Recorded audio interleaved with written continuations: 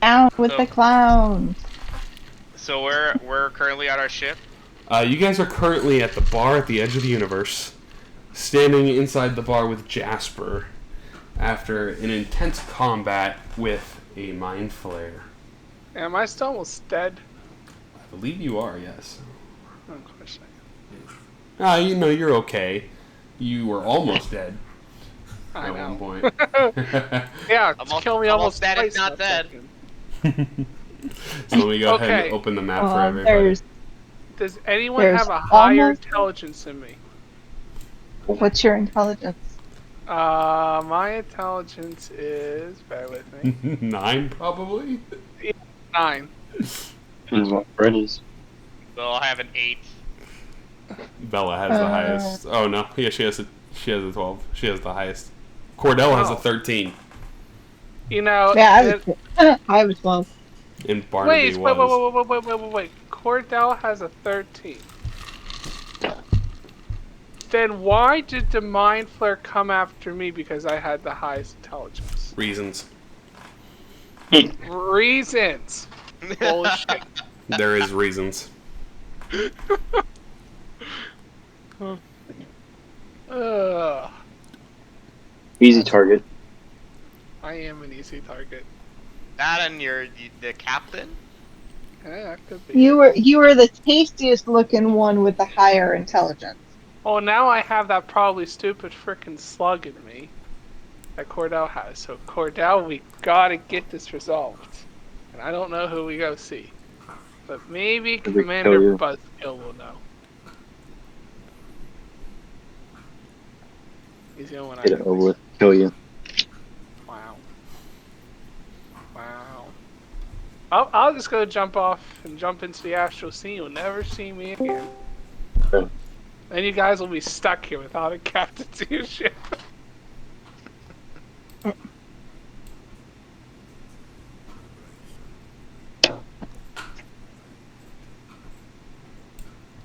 So, what do we want to do? I need my icon in the combat tracker and the map. Thank you. Mm-hmm. I think I gotta drop Bella in here too. Nice. And take Grape Shot out.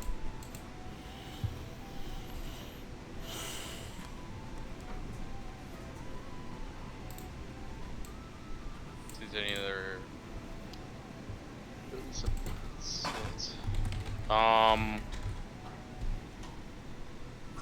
So do we have our ship nearby, right? That is correct. Okay.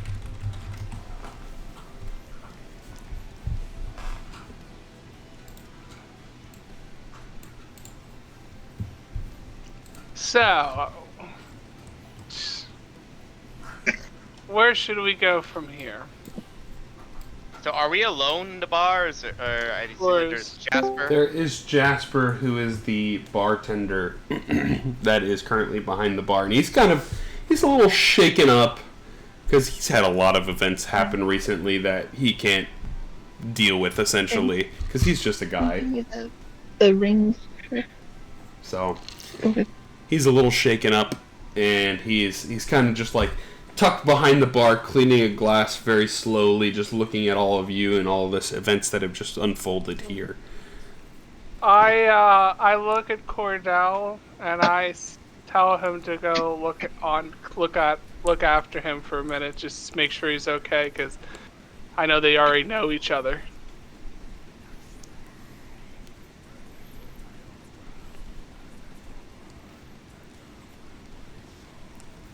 What are we listening to? This is freaking awesome. What? It's a The elevating. music.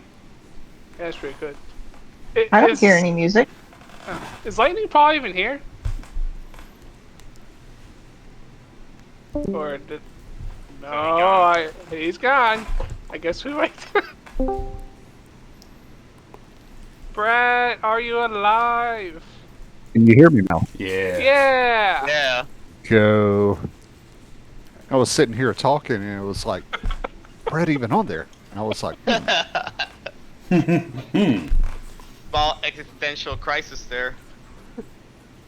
No, it's not from. Since it's not from the existential crisis region of France, it's just sparkling anxiety. Like anxiety. All Yo, right, I our will go budget's talk reduced to. today. All right, Our I'll go budget's talk to reduced today, and I Jace found a minute. Okay, and Jasper's like, this is just a lot for one day. Well, if there's anything we can do to, help you out there, brother, let us know. But this is just kind of normal day for us.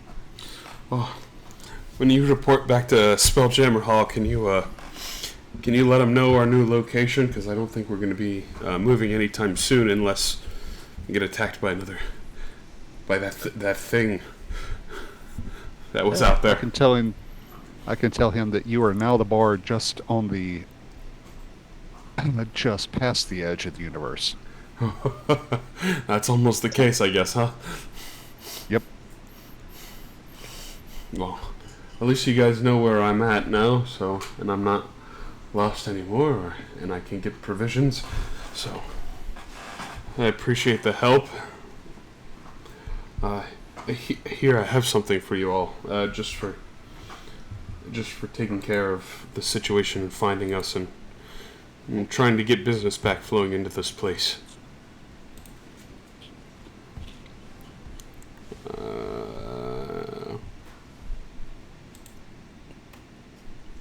There you go. Shit. Nice. Yeah, God I can damn. feel Garrett nearly swimming in that pile of gold for a big short. A question to our lovely dungeon master. Who's going to try to kill me later. How much is it to enchant my gun? Or my hidden blades, or both? It's 500 gold per weapon. Good to know. Thank you. Mm-hmm. And it does take roughly 2 to 3 days to do so. Okay. Fair enough.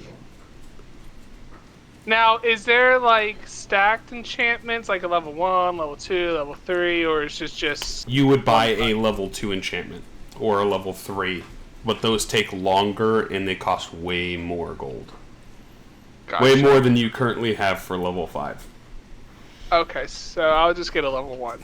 Yeah, if I recall off the top of my head, I think it's like 5,000 gold for a level 2.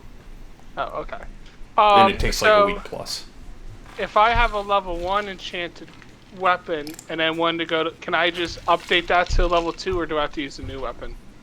You can have it re-enchanted to a level 2. Okay. And it would still cost the same amount of gold to get it to a 2, as from a 0. Okay, good to know. Mm-hmm. Alright, well, I say we go back to Spelljammer Hall and take a rest before we go on our next adventure, just to get ourselves organized. It's my suggestion.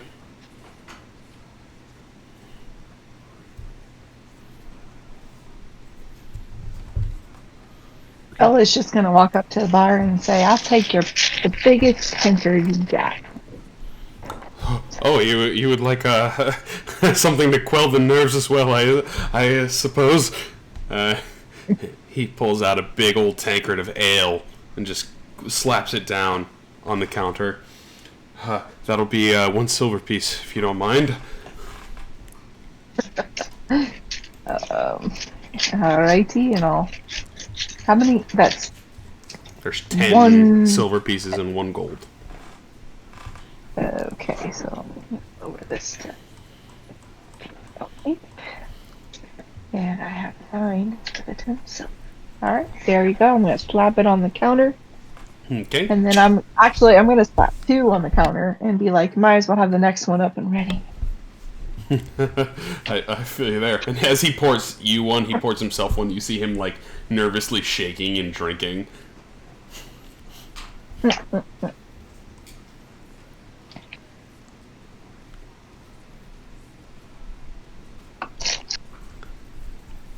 So, You guys are more than welcome to take a short rest here, too, if you would like, before setting sail. Because it did take you about roughly a day to get here. So it'd be kind of later in the evening for you all. And this place isn't an inn by any means. But you can sleep on your ship. You have your own quarters to stay in. And that's kind of like the purpose for this place is they come out here, they get drunk, and then they fall asleep in their ship or have a party on the asteroid. You'd probably get the feeling this is kind of like the party rock, if that makes sense. Yes. Well, alright, if we're gonna stay here, then I will... Hold on, there's... Uno, dos, tres, cuatro, cinco, seis. I'll give the gentleman 1 gold piece, and I'll buy 10 rounds of beer. 2 for each of us. Perfect. Okay. Nice. So you all have plenty of alcohols to drink. And since you guys are going to be staying here... So, how do I go to inventory, and then I take that down by 1. Yep. So you guys are going to be staying here for the evening. Is anyone going to be doing anything in particular during your resting night here? While you're drinking and while you're getting ready to sleep on the ship and prep for rest kind of things. I sit next to my buddy Cordell over here, and I ask him, do you think we got the mind flare thing in us? Yep. Yeah, wonderful. Who do you think we can go to?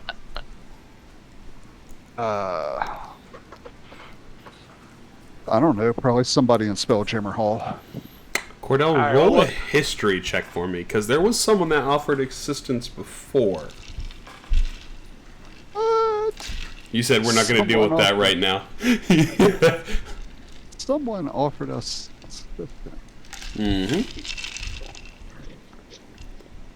Can I give him a luck to re-roll that? You can if you want, yes. Yes, I'll do that. It's for non-combat. And we're gonna go into rest anyways. Natural 20. Oh! You remember literally back to, I believe it was session like 3 or 4. You went into the sort of holy area in Spelljammer Hall and you were talking to Father Aquan, who said that you had something within you that needed to be dealt with. And you said, we're not going to deal with that right now. And you recall that he kind of alluded he could help you. All right. We'll go talk to Father Aquan as soon as we get finished drinking and eating just past the edge of the universe. Sounds like a plan. Perfect. That's all I had to do. So. And then we've got a prison break to go mastermind. Oh yeah. But you guys have to plan that out too. That's gonna be great. Yeah, we don't have a plan. We're just going to show up. Guns blazing. I have 2 things. Go ahead. Go for it. Just the first, I just want to see if I can just like fish for something around the bar. Okay. And what was the other thing? We'll do them both at the same time. Just prepping spells in the morning. Okay. So as you're fishing, go ahead and roll a survival check for me and roll a perception check, because this is kind of important, how things kind of align.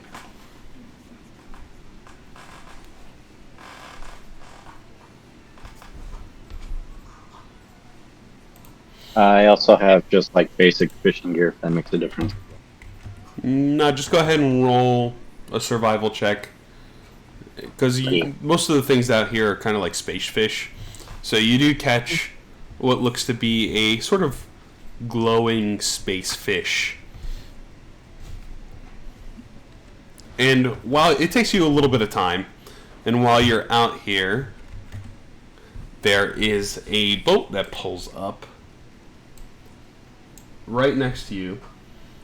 And you'll see someone sort of kick over the edge of the boat and land on the asteroid next to you, as the rest of the people look like they are kind of like tying off and hitching their boat here, their Spelljammer, to the edge of this asteroid, kind of like you guys did. they're hitching, and you see this crew sort of taking off, and you see this person turn and look over to you, and he tips his hat, and you see McCrae. What do we got here? Looks like y'all beat me to the punch. Wait, he's here at the bar. He sees Edgar first, because Edgar's outside fishing. So he sees Edgar. You guys did quite a good job finding this place before me.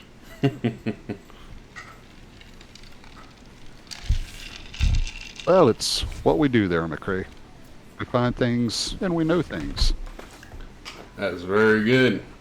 Well, we were coming out here hopefully looking for a drink and maybe getting some late night partying here. Well, I think you won't have any problem finding either one of those. You're dang right, partner. And also, we brought supplies just because we knew this place might be getting low if it was still standing.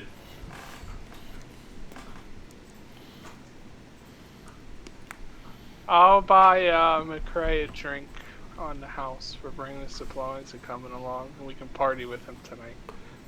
Okay. You'll see him carrying in, at this point, 2 big barrels of what looks to be mead, and he'll set them down. And he doesn't look all that strong, like physically appearing, but he's carrying what looks to be pretty heavy tankards of mead by himself. And he sets those down. He's like, "Thank you very much, partner. Yeah, I'll make sure to repay the favor."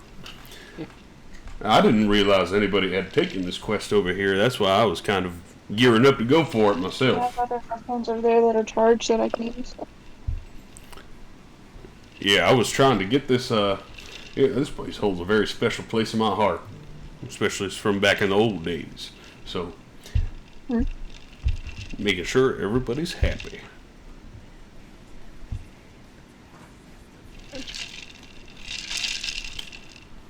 And as he sets them down, you'll see Jasper's like, "Oh, thank you, McCrae. I appreciate it." Yeah, not a problem, partner.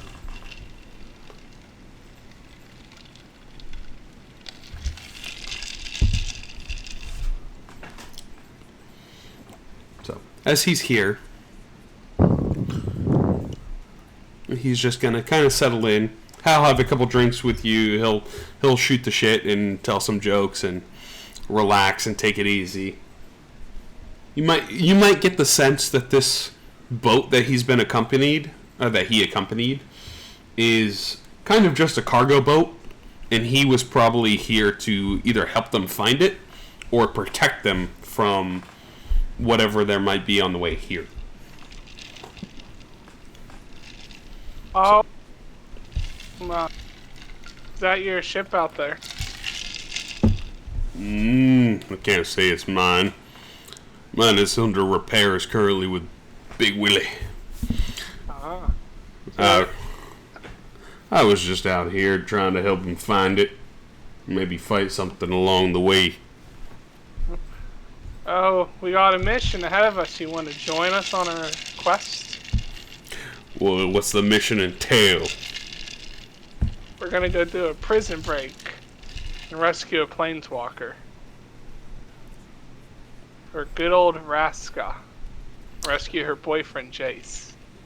Give me a persuasion check. Alright. Hold on, let me, At disadvantage. At disadvantage. Okay, I'm gonna turn that on.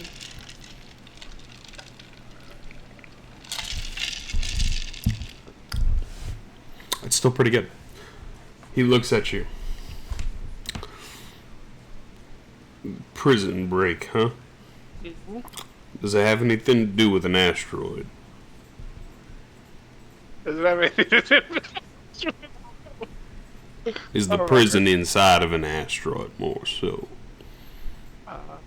Cordell, is it inside the asteroid?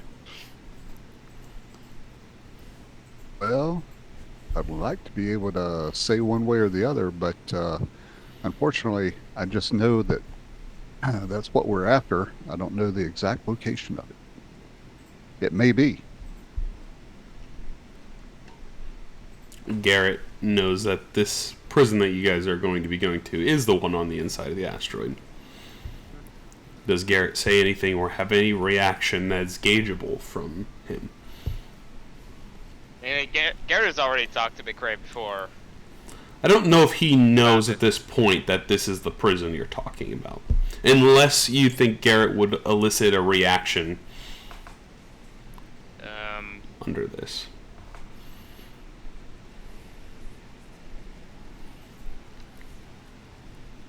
Maybe goes, wasn't it McRae who told Garrett a while back an idea where it was? Yeah, he said he had an idea of where it was at.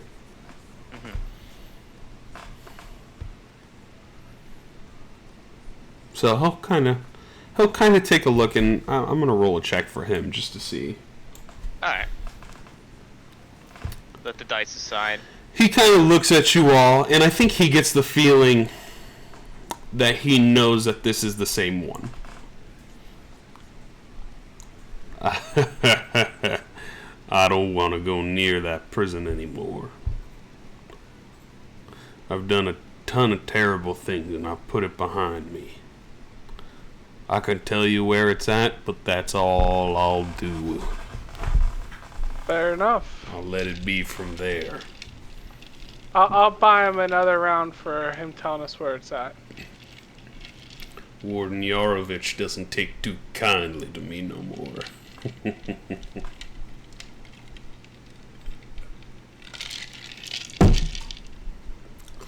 He takes your drink that you pass him, Edward Kenway, takes a sip.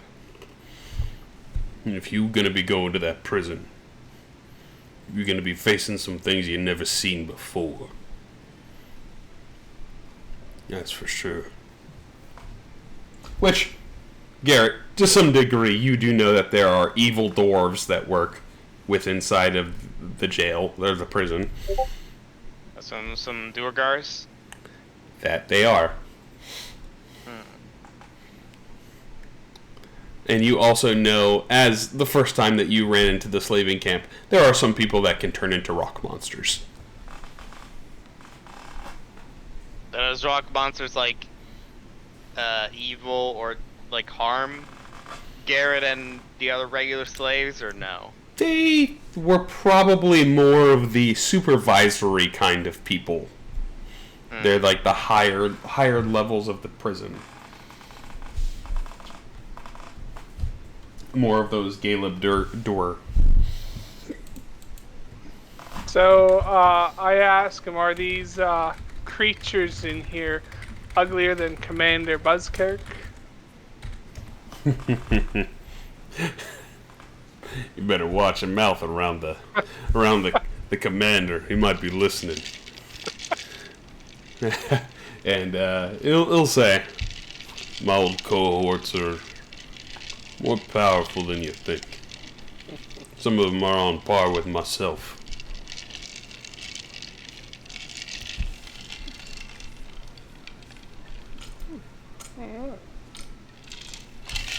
I'm Dude, ready this to guy go. singing this song sounds like somebody's pulling his balls in one direction while his body's moving in the opposite.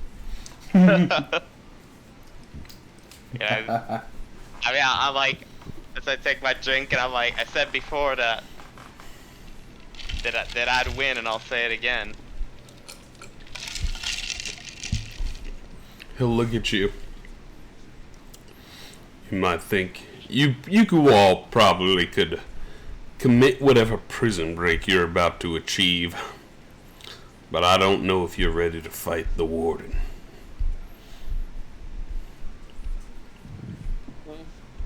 But I think that'll be yet to be seen. Just to check, did we defeated the Cellbreaker, right? Yes. Unfortunately. Which, strangely enough, to each of yours knowledges, because I think Grapeshot did know what it was before, and it was an invisible stalker, which he would have informed you is an elemental. It's a very strange thing to be able to have control over. I got a question for McRae here. So, since we're going to this prison, sounds like you know the warden quite personally. If we gotta go head to head with him, what would be his weakness? I was never able to find him myself, so apparently whatever I have ain't it. What did you use? He flips out his gun.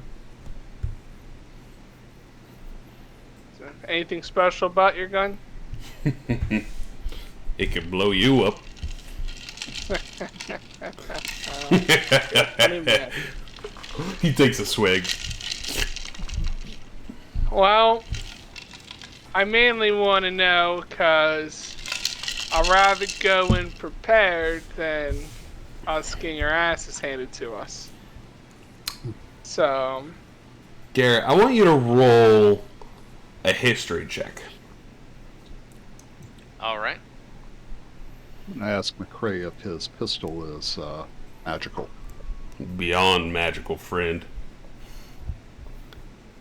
Garrett, as you're kind of thinking, you get this suck-in vision, and you remember you were in one of the camps, and it was a larger building, and you recall hearing a couple other people and some of the guards talk about a second prison camp that exists on another asteroid nearby. So it's not just one prison. There are 2 prison locations. So there is a possibility that your person of interest you're looking for is in one, and the warden could be in the other one. Which, Garrett, I would say that you were definitely in the one prison location where the warden stayed, which is the more locked down and harder to get out of or into location. The other one's a little bit easier and was more used for some of the lighter mining work. So, whatever reason he was there for could kind of justify which location he might be in. But you guys never got the reason why he was going to the prison from Nebraska. No, I assume there's some. Do I remember or recall if there's some like sort of way that connects both prisons? A boat. A Spelljammer. Because they're asteroids. Each of them's a separate asteroid. Okay. And I think you'd mainly get that because the prison that you were in was inside of a larger asteroid. And you would know that it wasn't connected to anything. And now you have all seen that the warden also has his own Spelljammer with an air cannon. An air railgun, I should say, on it.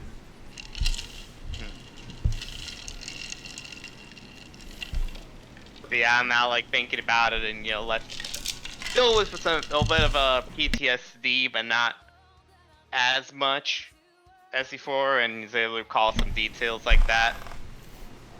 I'll be like, yeah, I remember his ship is pretty big. Yeah. A lot of armaments. And of course, it's made by the damn dwarves, so it's metaled in and hard to take down.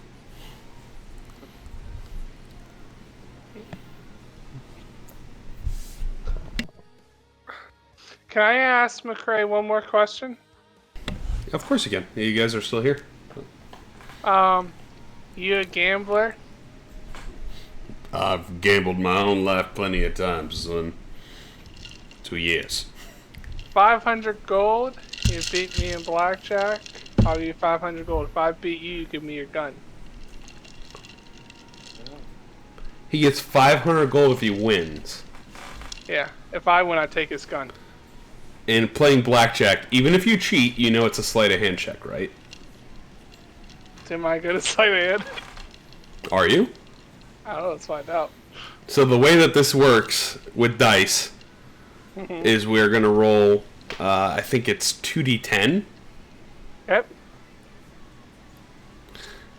and that is essentially your card. You can hit, and it's another D10. You can cheat and make one dice roll whatever you want it to be. However, if you get caught cheating, it's an instant loss. Interesting. And it's Well, up let me against his perception, and you're up against his perception for your sleight of hand. Oh, my sleight of hand's +7. You don't know what his perception is, and you don't know what his sleight of hand is. Well, because we're a higher level now, we're gonna get more gold anyways, and I'm assuming we're gonna get gold on this job anyways. I have nothing to spend it on, so might as well risk it. You want to go for it? Yeah, let's have some fun. Why not? He'll- Hey, you know what? I lose. Is what it He'll is. look at you. 500 gold versus my pistol. That's an unfair trade. Really? How about this other pistol? And he'll flip one out of his back and set it down. And what's so special about this pistol? It's magical as well, Alright. but it's not as special to me as this one. Alright, I'll take you up on that. Let's do it then. So you want to play a game? Yeah. Play Yeah. game blackjack. So go ahead and roll 2d10. Alright. So I'll Well, be so So where you guys will be sitting at just to. I'm. the table right behind us. This is kind of the weird thing. Is I'll sit at the table. this is the kind of the weird thing, because in blackjack you show one of your dice and hide the other one. But for you, I need you to roll both of them, and you're only going to see one of his cards. I'll Okay. roll one of them on the table and one of them in the tower. Alright. Before I roll, I just want to ask one more question. Do I roll both D10 now, then choose if I want to do a sleight of hand afterwards, or do I have to do a sleight of hand first? You can roll both of them first, Okay. and then do then choose if you want to cheat. Okay. Do I roll them both in the? Just roll both of them in the chat. So you see he got a 2 for one of his cards. So you got a 1, which is really good, and an 8. How's a 1 really good? Oh yeah, it's 9 technically. So now you can choose to hit, or you can choose Yeah. to stay with 9. Oh fuck, I'm hitting. Okay, so go ahead and roll another d10. He's going to hit as well. So that's 17. 17. Yeah. Okay, So it depends on what he does. 17. And I will take a picture. I will flip his cards afterwards so you can see what he has. Okay. So you have 17. Would you like to hit? You can definitely attempt to hit, I know. and then try to but cheat it in if you want. You can see he says he's going to stay. He's not going to hit. Cordell, what do you think? 17 is a weird number to hit on. Well, I think, well, fuck, you're right there in that gray area. If you Yeah. stand, it's going to put the odds at him. But if you take a hit, the odds are you screwing yourself. Yeah.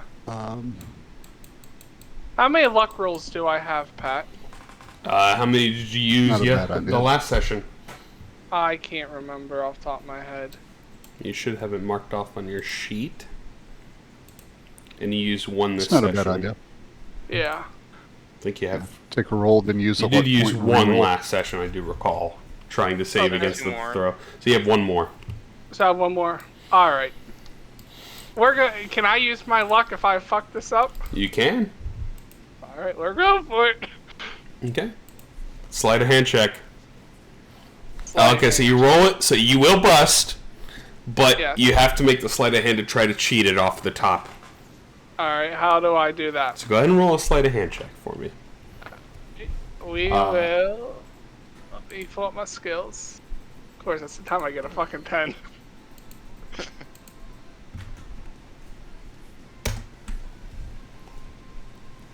21, let's go! You did make it above his eyes. Uh-huh. So you pull out whatever card you want, which in this case I'd say is probably a 4 you want. 4. Yep, and I'll make it 21. Okay. I already posted a picture in the general chat of what he got. He got a 2, a 9, and a 10. He got 21. Which is 21. So it is a tie. Would you like to play again? Motherfucker. Let's go again, because we didn't do it. Let's do it. Okay. Can I do a sleight of hand each time? You can, but it's risky. You don't know what his perception is. True. Alright. Alright, let's do it again. Okay.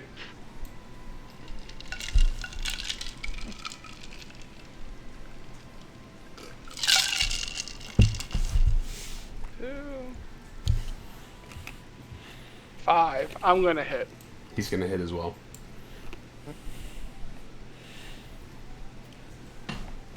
$12. Oh, I hate 12, but we're gonna go for it. Yeah, you have to.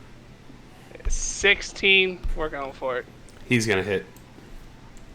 Fuck, that's a bust. I have to sleight of hand it. Son of a bitch.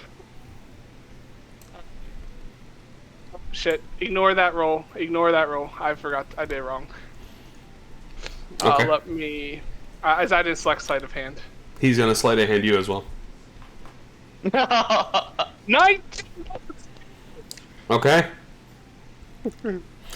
Before he... Actually, he'd have to do his at the same time.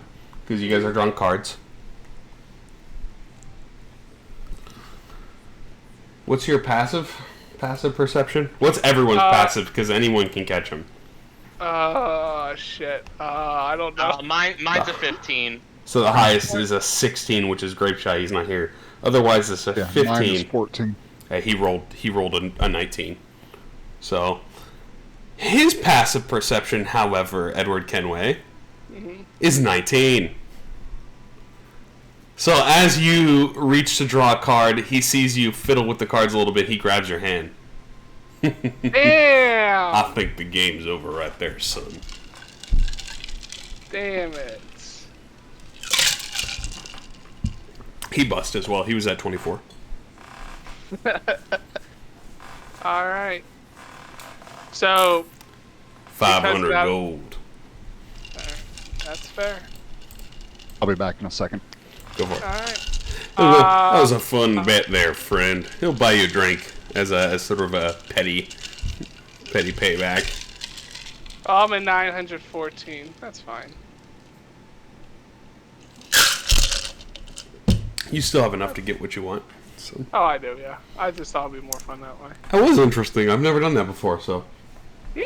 That's blackjack.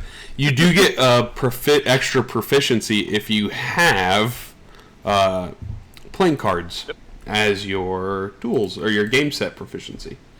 Which I don't know if you have a game set proficiency. I don't think I do. Yeah, I don't think you got one because it comes from your background. So. I can't believe I pulled a 19 and he had fucking 19. He has 19. Son of a... He's a very high level, scouty kind of pistol shooter, sharpshooter. So My perception is +5. He's way higher level than you. Oh, okay. You have proficiency in oh yeah, you do. He's not a player class, but his proficiency bonus is way higher. So all he would need is a proficiency bonus of +6 and a 3 in wisdom, you know. So If I frickin' stayed at 16, I would have won. But you know what? That's the fun of gambling. yeah, you would have won because he would have busted. Well, Well, technically, no, well- he would have cheated the card and he would have won. So I think you were kind of No screwed regardless. Yes. So this goes to show you how powerful some NPCs can be. Yeah. Oh. I had fun with it. Like Benji saying that he stole from a god. Okay, he found it off of him. I will. Oh, go ahead, Lewis. I saw the image of some random like tiny ass boat. Yeah, he's in a dinghy. He's in a dinghy. That's his Spelljammer. And then just yoinking that shit off of the people, and they all are losing their minds. Like, what the hell? That's mine now. I found it. So that was your. I'll tell McCrae the next time we see each other, going for round 2. Oh, I can't wait to see it, my friend. I give him a handshake, and then I'm gonna go back to the ship and get a nice rest. Okay. He'll give you a handshake, and then he'll give you another beer to take back to the ship. To hopefully by that point you're more intoxicated by the time you get there. And I think as you guys are outside now, you probably see a number of his other crew has set up on the outside. They've busted into their own keg. They have a nice campfire going. They're singing and dancing and having their way with some songs into the night. And they're just having a grand old time. It's very tranquil. The calm before the storm, per se. So, would anybody else like to do anything before getting a long night's rest? Garrett is contemplating about essentially his potential day with Destiny. Okay. Thinking, like, I think this is probably one of the more like in his room how serious Garrett has been, and he's just like really thinking about all the stuff that's happened, and the war in his face, the rough shit, but then also kind of picturing as well the kind of the friends he's made, the adventures, thinking about trying to remember her name. I'm blanking, but I know Garrett remembers. Who are you talking to in reference? About the the blonde chick. Oh, from the guild? Yeah. You're talking about Retainer Aura? No, the other one, the one that looks like Elsa with the ice power. Oh, gotcha. Hold on. That was... Allura? Was it Allura? No, that was the last campaign. Maritha. Maritha Oblin.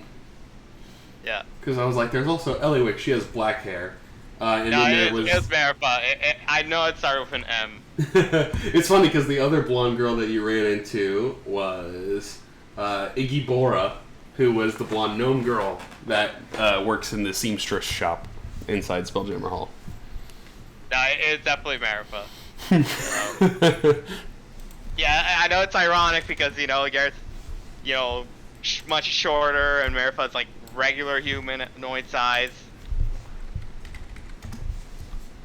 Yeah, that was Maritha, and that is Iggy Bora. But yeah, he's always pictured a little bit of her and all the the friends Garrett's made, and that probably eases his worry a little bit. But obviously he's still concerned because he knows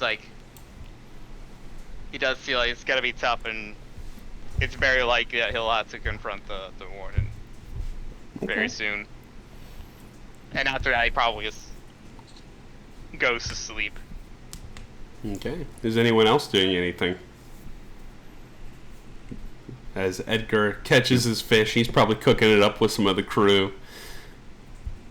Have a nice little meal. Eeny, meeny, miny, mo are like, ah! Fish! Probably sharing with you. And then you have Jerry. Jerry's just sitting there, like, looking at the stars, like, it's crazy. It's so big out here. Bella, are you doing anything during the evening?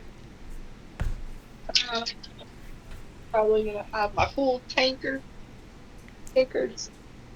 Tankards. Carrying them all.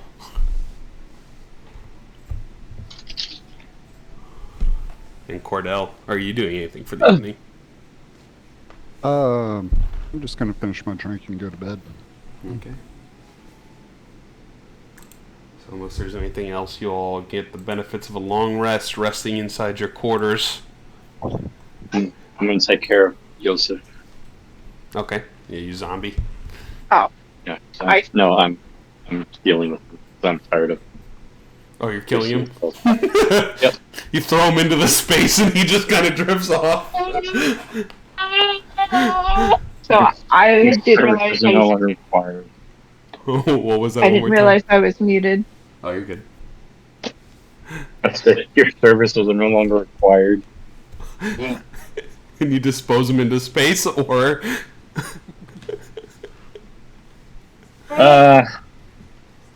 Yeah. Yeah, as you throw him into space, you see some text pop up. There is no longer an imposter among us. That's funny. So, you guys have your morning goodness. Bella, go ahead. Yeah, I was just gonna say Bella's gonna finish her 2 tankards and then go back to bed. Okay, perfect. Just a Yeah. general question. Go ahead. Are you able to gamble besides blackjack? It was just the first one I thought of. There is... I have to relearn how to play craps, but you can play craps. I think that's the only other one off the top. You can play rollsies, which is just you roll a d6 and whoever has the higher number wins. Kind of like war. You know, be a fun one to put in here, Pat. What's that? Okay. We play Magic. No, just hold on my thought. Wow. Hold on my thought here. Hold my thought here. Okay. But we play Magic, but you play as the guy. You have to play as the guy that what's the word I'm thinking of? Is whoever we're battling against. But we can make it more of like a group thing. I just think it might be interesting to try. That would be kind of strange, but especially because of how the system is very complex. But we see. Also play 3-card empty. I play My my guys, some things just should not be compromised. Yeah. The duplicates. I play the duplicates. So, are you guys heading back to the Spelljammer Hall, by the way, or are you going to head straight to the known location of... Will my health be restored by the time we get to this prison? It already is. You took your long rest. Oh, alright. Well, I say let's go right to the prison. Okay. Anyone else? Other objections? Head back to Spelljammer Hall? I Or think head this to... should be Garrett's decision. Fair. Garrett, what do you want to do? Alright. No, he was gone. He's Yeah, I'm back. back. Do you want to go to the prison, or do you want to go back to Spelljammer Hall? We're leaving the decision up to you. And like, how are people feeling? Well, we all got a long rest, so we're ready to go kick some ass. Got 2 gunslingers here ready to want to shoot some people. I wink towards Cordell. And do we know how far are we from the prison? With your ship now, probably a day's travel. Okay. Eventually, when you're high enough level, you'll be able to cross this whole map in one day. Depending on what encounters you hit along the road. Yeah, I'm looking at the map. Which one's our icon? The circle in the top left. Okay. And where's the Oh, prison yeah. located? The circle just to the southeast of the center of the map. The gray thing? Yes, it's a gray asteroid with a circle Okay. on it. So we would have to go past. So the guild is like in between. That is correct. Okay, so we could make a stop at the guild.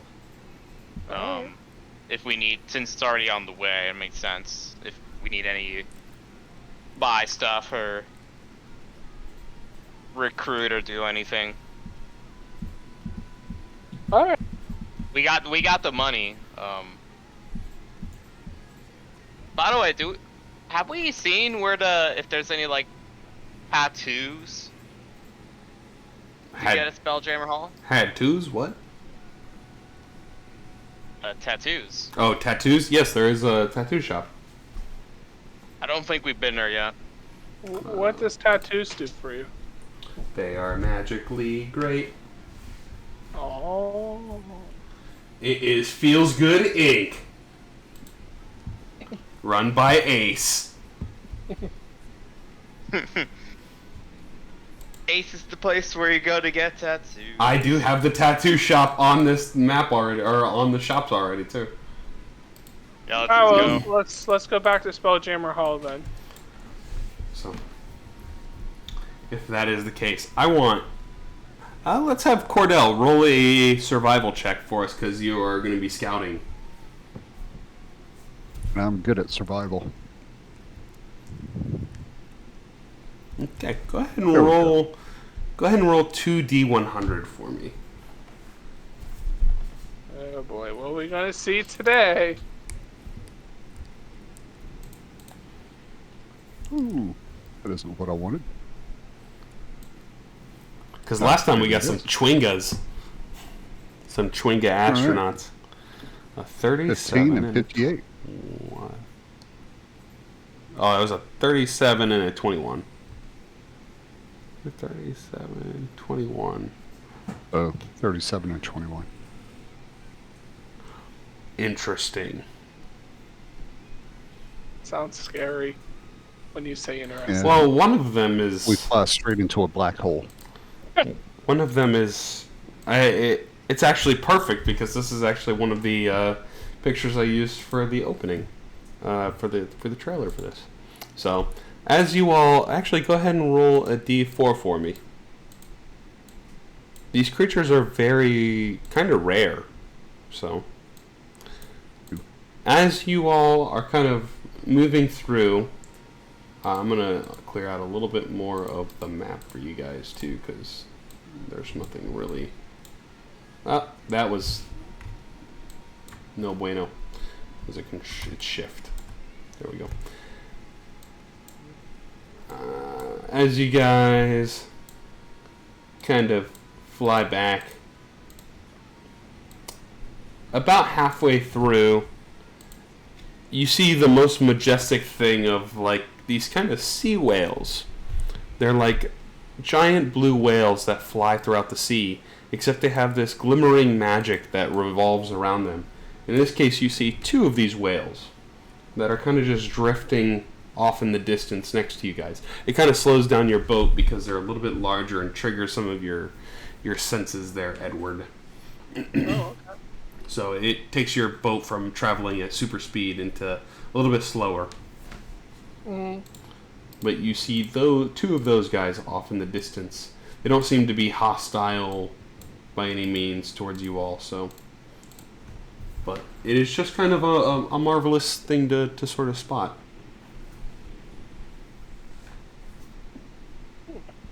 Alright, cool.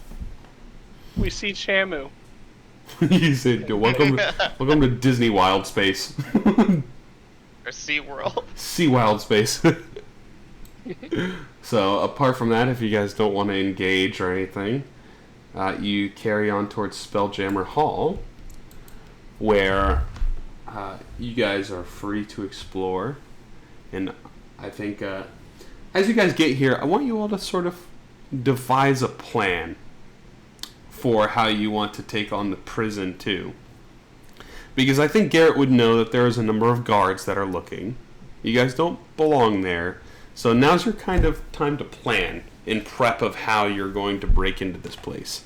As I'm going to quickly run to the RR, and I shall be back.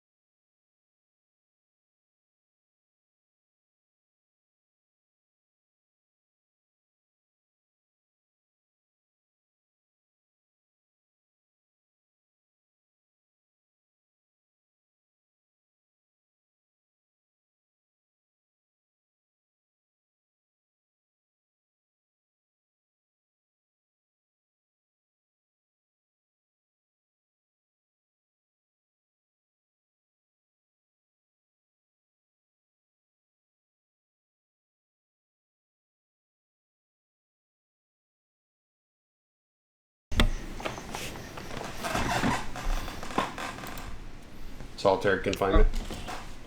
Something like that. Something like that. Where you would think they would put the ones who can actually prove a threat. Not like you're just normal Joe Slow who got caught stealing. He wouldn't be with them. He would be somewhere more advanced, I would think. Would Garrett know what prison that would be in? Mm-mm. To Garrett's knowledge, they wouldn't have a separator for that, but that's to what he knows.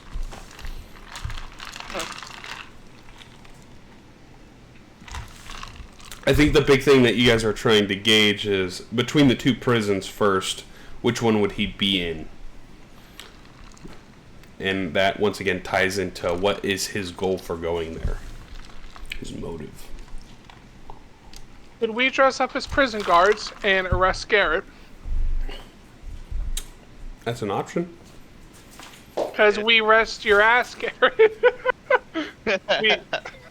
we could take you in, acting as as the guards. You're the prisoner. We'll still give you a weapon, of course. We'll see if you can try to locate it, and you can put on your thing that's for an hour or 2 hours, whatever it is, and you can communicate with whomever you choose, and we can you can tell us where he's located. Jerry will go. Jerry can use makeup kit finally. And is there any other, like, would Garrett not be able to identify, is there anyone else that could also be inside as a prisoner? Like, any of you. The prison is non-discriminatory to who is a prisoner. And funny enough, Garrett, you knew you were digging in the mines, but you were never actually told what for. You just always, when you were there, had someone kind of looking over your shoulder as you worked.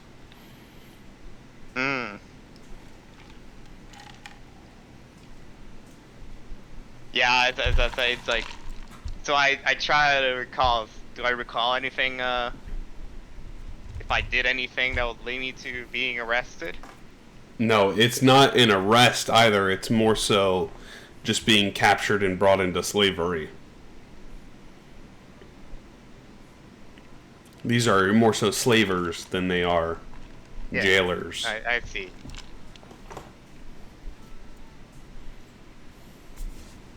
I see.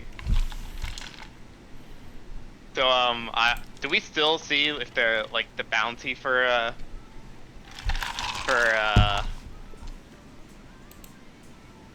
Cordell?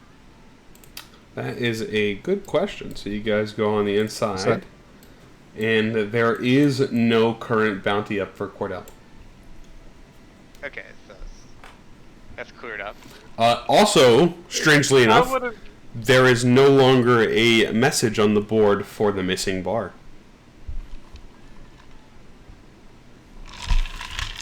I would say we can go see Commander Buzzkill and ask him if he can make a fake bounty for one of us to get us in. Possibly. I like it. We can act as slavers. Oh, we can make Edgar do our bidding.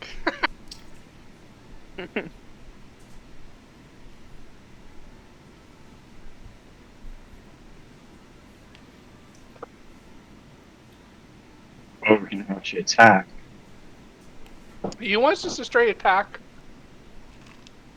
Why not? They're slavers.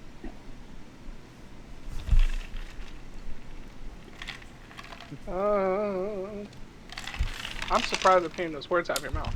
So you guys are in the downstairs, by the way, right? Mm-hmm. So as you guys are down here, you'd probably see Vraska, who is currently sitting there at the bar, still taking sips. You can probably see a couple other people that work on the docks and things like that that's in here drinking, but Vraska is the only one of note that you would currently recognize.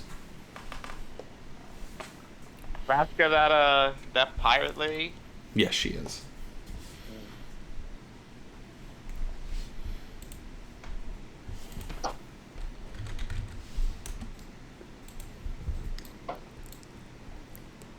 That is Vraska. I mean, and the crew met her recently, last session, right? Last session. You know, she is in a relationship with the person that has been captured. She is the one saying that if you get her partner out of jail, out of the prison, she will give you the artifact to take back to the GIF. That makes sense. It's all connected. Mm-hmm. Sojourn. Indeed. I say,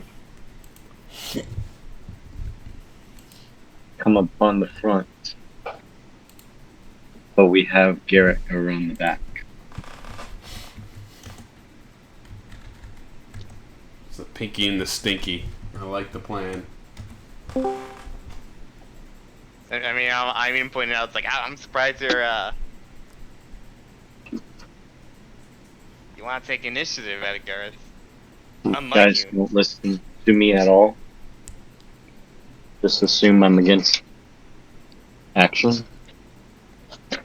Yeah. Obviously, you haven't paid attention at all.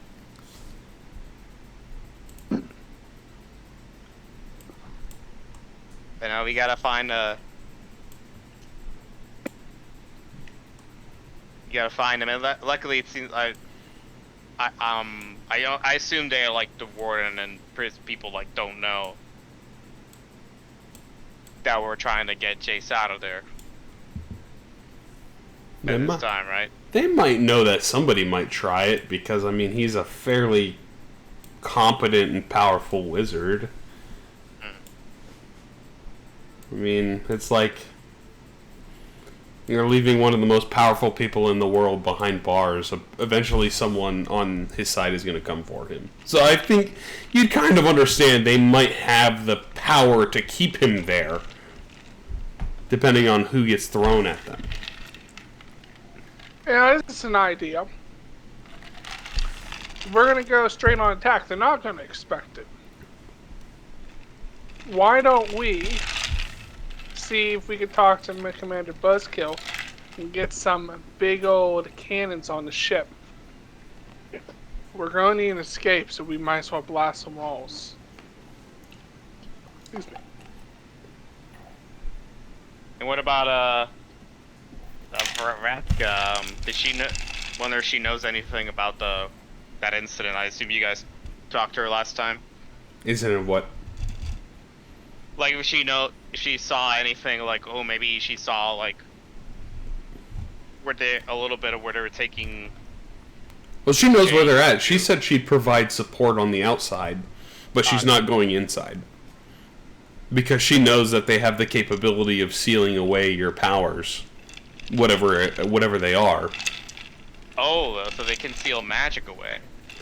If they're keeping a very powerful wizard there, most likely.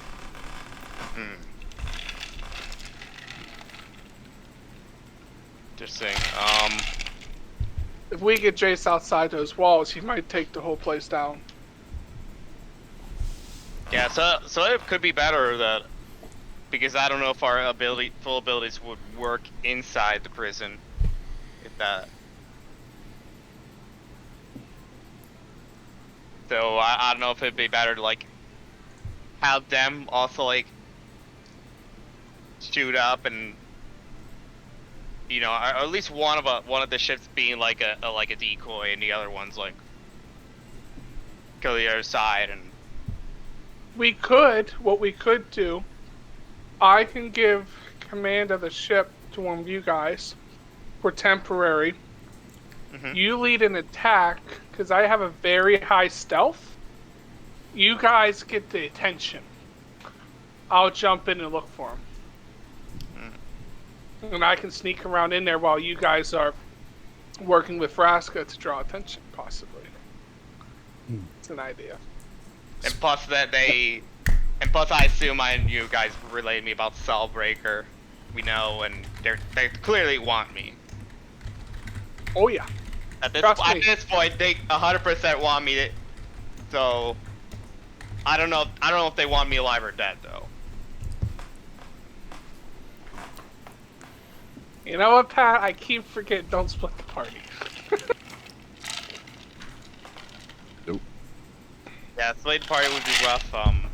Unless you go at least someone else or have a escape plan. Yeah, it's if I get caught, I might be screwed. So I want you to know this from a dungeon master perspective. I develop an encounter to be dealt with as a party. So if you send one person in there and something's fucked we're up, not that doing person that, yeah. is dead. Just so you know. I learned that experience already. We're not doing that. Just so you know. So, okay. We're gonna go in then like Normandy Beach. Gonna go in there, guns blazing, destroy the MG42s up in the hills, shoot down on the beach, and we are gonna go take them down, and we're gonna go in there and storm the castle, and we're gonna get Jace out. Or if that's the case, then maybe we could, if it's easier to break the other prison, we can cut off their supplies, the mining facility. And then we can establish potentially a base of sorts, and that'll make the storming the other prison easier. Why don't we do this? We don't know what prison it is. We're guessing out of the two. Mhm. Why don't I go over and ask Frasco, what prison is he in out of the two? Do you know? Well, he was there to research some sort of artifact or magic or something like that. If I had to guess, I think he was going to the outskirty kind of one. It wasn't the central one. Alright, then that's where we're going to start our hunt. There's no point in going to the wrong one. Let's go to the one where she might think he's at. Now, will you help us blast up so we can get in there? Oh yes, I will. Most certainly, if things hit the fan on the inside of the prison, the warden will be within his ship trying to make combat. So I shall keep him at bay and keep him away while you all are doing whatnot on the inside. And then once you get my boyfriend out, then we can piece the scene. Could we do this? Could you start the scene so we can sneak in and look for him? I could possibly do that, if you guys are confident in your sneaking abilities, or if you have some sort of disguises you might be able to don. Let's do this. Let's act as slavers, okay? And we take one of our crew members, we make them a, or puppet, whatever, or slave, whoever. And then we go in, and then we try to get ourselves in there. And then as we're trying to walk in, Garrett, you'll do your mind reading with Vraska, and you'll tell Vraska when to start the attack. And then she will fire the attack while we're trying to get whomever into prison, and then we'll be like, alright, now the guards' attention's here. They're not going to come after our ship if we come up close or try to destroy it, so we'll go in and try to find Jace together. That's my idea. Alright. Does that work for everyone? Good, great, awesome. Let's go. Might as well see what other supplies we can find. Oh yes, please do get anything that you need before going, because this is not going to be trivial, I don't suspect. Can I go buy a more powerful gun? You can, but it will take a couple of days to enchant Well, it. no, not enchanted. Can I just buy a more powerful one? Yeah, if I don't have any +1s in the shop currently, but the armory, because you have, what is your gun currently? Is a pistol? Or a revolver? Yeah, revolver. It's just a revolver. I think your gun is the most powerful pistol currently. You can change it. You can buy another gun, like a shotgun. Sure, I'll take a shotgun. Are you planning to wield like two guns at once, or just? You can't fire two guns as once as a rogue, unfortunately. Okay. I can that- switch. But you can The switch shotgun them. is going to be up close and personal. So you can buy the shotgun if you would like. I will drop you the link for that one there. Do you see the armory open up? Yes, I'll buy the shotgun. So if you buy the shotgun, just click the left button next to the 1. It's the add to cart button. Okay. There you and go. then do I need to And buy? click buy. And those take modern bullets. Bro. Need shotgun shells. That it's the D&D only has modern or Renaissance. It fires all the same. The gun is the thing that has the damage. So if you want to buy bullets too, you just click those a number of times. Because the bullets are very important to be tracked because the guns are very powerful compared to other weapons. I got 5, 10 modern bullets. So if I go to my actions, So you have 50. well, I'm now. You know what? I'll buy like another 2 rounds. 2 10s. Yeah, could you open that thing back up? I closed it already. Anything to that? Thank you, sir. Does anyone else need the armory? I might, but at first I want to see what the tattoo has to offer. Because Really? Garrett is thinking about, like, you know what? Oh, they're not that expensive. I'll buy 30 There you go. first. I want to see the tattoo prices first. Oh, wait, it there. disappeared. Let You me. sure I bought it? Yeah, I saw. It says in. Oh no, you didn't actually. What do you say? Is it popped up? Oh, that's why. You popped up Armory. with the tattoo thing. Oh, you have the. There you go. Yeah, tattoos are That, are and really also, you guys can't see it currently. Let me open the shop back up. But they do now have second level tattoos because you guys are 5th level.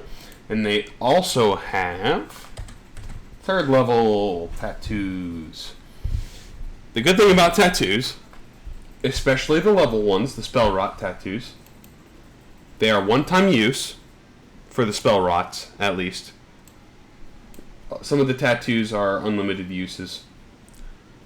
But the spell rots, if you are not a caster, you can cast magic with spell rot tattoos. So an important thing, especially if you want a 3rd level, you can put a Revivify on yourself. And then you don't need the diamond to cast Revivify later. Not to interrupt you, Pat. I just put my ammo up to 80. There you go. You're good. It's now that's for the revolver. Should I put maybe 50 to that and then 30 to the shotgun? However you want to do it. Works. Okay. All right. I'm good now. What were you saying? I apologize. 2nd level spell rot is more expensive than the 3rd level. That is very strange. It should be more than that. What does spell rot do? You get a 1 level of that spell. That's really strange, actually. Ah, okay. Hold on. I got it.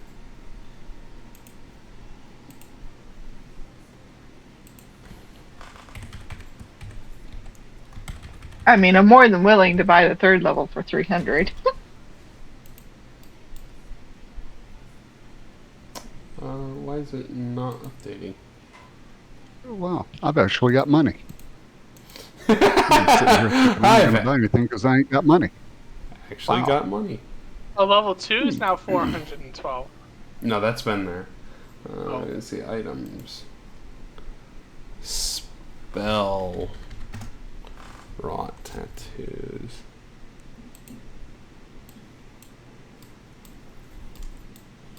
I go to Google. I'm gonna spell. Oh, that's very... Oh, because it's random. And the randomness just happened to hit it above. There you go. We'll go with that. They're on sale. They can be up to 500. They're currently being sold for slightly above the level 2. So does it increase your attack damage? No. So the spell rot tattoo, think of it like you have a free spell on your body. Okay. So you pay for, let's say, a 3rd level spell rot tattoo, and you can specify what tattoo you want. So you can say, I want a fireball tattoo, for example. Okay. So then a fireball tattoo will be on your body, and you have one free use of fireball. As soon as you use it, it goes away. The tattoo goes away forever? Correct. You have to get another tattoo. Oh, It's a free use of a spell. so tattoos don't stay forever. That is correct. Those, but there are others that.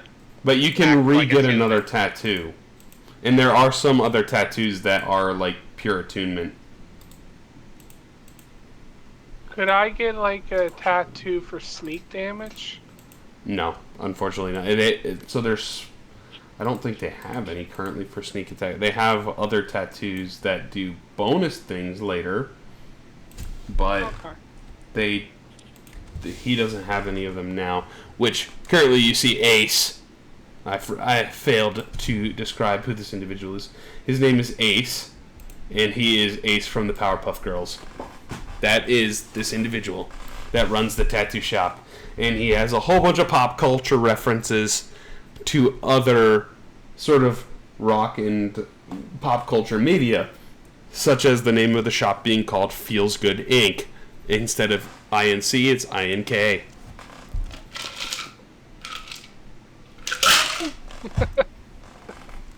I'm not gonna buy any tattoos. Yeah, just so you know, some of the tattoos in this game are absolutely busted. Are any of those ones absolutely busted? Some of them can be. Bad. For example, Is Should've- it worth to buy one? Edward Kenway, you could buy a third level spell tattoo and put Revivify on your body. Now, if somebody dies, you can use your tattoo to bring them back to life. Can I do it to myself too? Unfortunately, it has to be on someone else because you're the one casting the spell. Alright, I'll buy that so I can save someone's ass. How do I buy it? It is Oh, 482 I gold. How much do I have? Oh shit, I don't have enough. I have 399. Damn it. Very close. Well, we ain't buying it. So, who bought some stuff here? Oh, Bella bought a spell rot tattoo. So, Bella, I do need you to specify what spell. It can be any third level spell. Ace. Ace? Haste. Haste is a good one. Sure, I'll do haste. That Alrighty. tattoo, Edgar, you're talking about, what was that? Wait, hang on. Bella, are you grabbing haste to cast on yourself or someone else? I can't cast on myself, right? No, I don't think so. Haste lets you do it to any target. So you can cast haste on yourself? Correct. Yes. Oh, I thought you could only do it on other people. All right then. The tattoo that Edgar is talking about is called the Masquerade Tattoo, which lets you turn into something. It lets you disguise yourself. Yeah, I want that. I That got might be- that and the Illuminators.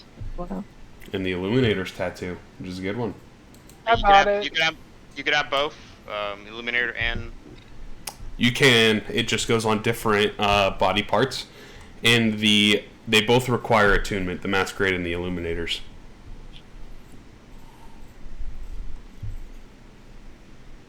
But yeah, question. Going back to the firearms real quick. Okay. So Back I in see now. that they're martial. They all say martial. Is there any like non-martial or all pistols considered martial weapons? I think all pistols are considered martial weapons because simple weapons are, like, they're very simply put together. I think that's like the best way to describe it. Like, it's a stick and some stone on the end, like, or a club. Like, those are simple weapons, right? Martial they're more complex in their design.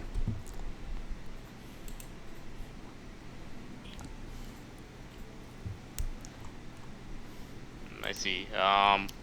So that means right now at this time, Garrett can't really wield the gun. Let's see. Or could he as rogue? I'm looking at the skills and abilities. You know what? Rogues can use hand crossbows, and I don't think their base class was truly updated to include some of them. So I will say that you could use a simple handgun, like a pistol or a revolver. Okay. Let's see. Okay, they're more or less the same, except that The handgun does, or the revolver does more damage, but it has loading as a property once you run out of ammo. But that hasn't been the case yet, so. I think which one would Garrett like to use more? Shops. So is everyone going to buy a masquerade tattoo, by the way? I bought one. Yeah, I'm Ooh. definitely getting a masquerade tattoo. So Cordell got some bullets. Cordell got some studded leather armor, which is really nice. So Edward Kenway got the masquerade tattoo. Does anyone else want the masquerade tattoo? Because now is the time if you want to go with the How much studded is that armor? The studded leather is 45 from the blacksmith. I'll buy that. Shops. Blacksmith. Let me open. I bought a masquerade. Yeah, I think if you guys are going to go with a disguise kind of plan, it might be a very good idea. So here you go, All right. Edward. Y'all talk me into it. I will buy masquerade tattoo. The studded leather armor for you, Edward Kenway, is going to bump your AC up to Sweet. 12 to 16 instead of 15. Makes me oh yeah, happy. well, let me look. How much is the stud letter? 45. And how much does that increase? Like About 1 based off your current armor. So how do I change my AC then? So if you go It to should your... do it automatically. it didn't equip his for some reason. Did he buy it? Yeah. I bought it. So yeah, you... drag it into your inventory if it's not there, and make sure it says equipped. Yeah, you have leather here in your armor, so I put that back in your bag. And then you should have stud leather. You can click to equipped. There's a little picture of a shirt versus a bag Yes. on your inventory. It says it's equipped. So I just did that for you. So that Oh, automatically put it all on for you. Good deal. So now you have 16 for your AC. Makes you that much harder to hit. Might save your life later. Especially Can you pull when up this that, plan falls. Can you pull up the Thank you. Let's do that. Ooh, Crusader's Mantle. What's that spell? Sounds like a paladin one. So which you think can work better, studded leather or the barrier tattoo? It seems like they're both the same, except one is you don't have to wear armor while. The one you can't Well- wear armor on. Yeah, exactly, because the barrier tattoo would act as your armor. I think the barrier is more so better for the people that can't wear armor. If that makes sense.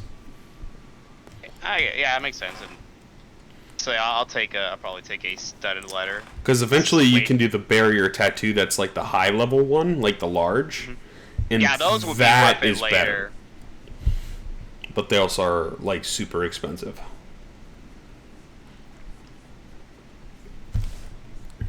So I'll take a studded letter. Welcome to the shopping episode, everybody. I hope you've been waiting for some D&D action. I'll definitely be taking a masquerade tattoo.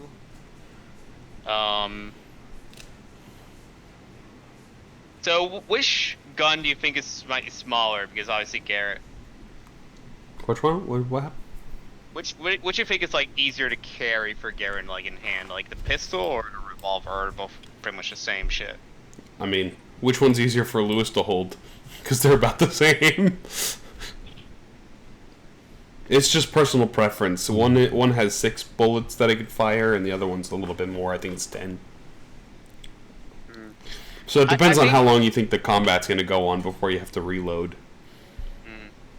I mean, Garrett's probably not going to use the pistol like a whole lot, but I feel like Garrett's feels like I need another option, pack a bit more punch. I feel like it'd probably be the revolver. I think it's a little stronger too, so might as well go with revolver.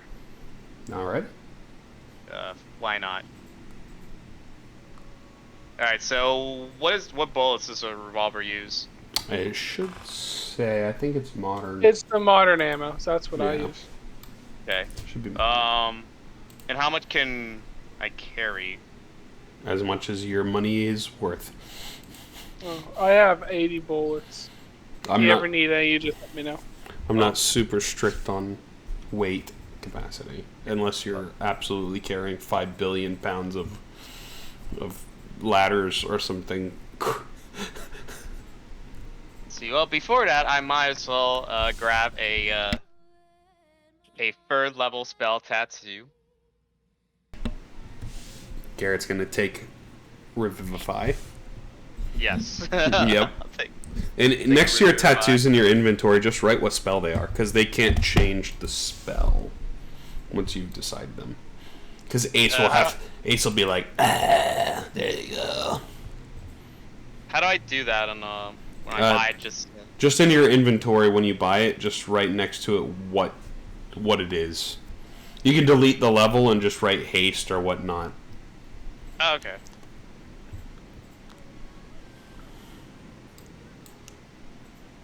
Fine. Everyone's getting all their shopping done. Everyone's gonna be like, man, we're so broke, we ain't got no monies.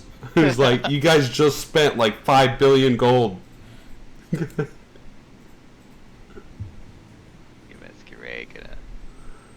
equip that. Cordell and Edgar and Grapeshot are the most rich people here in the party.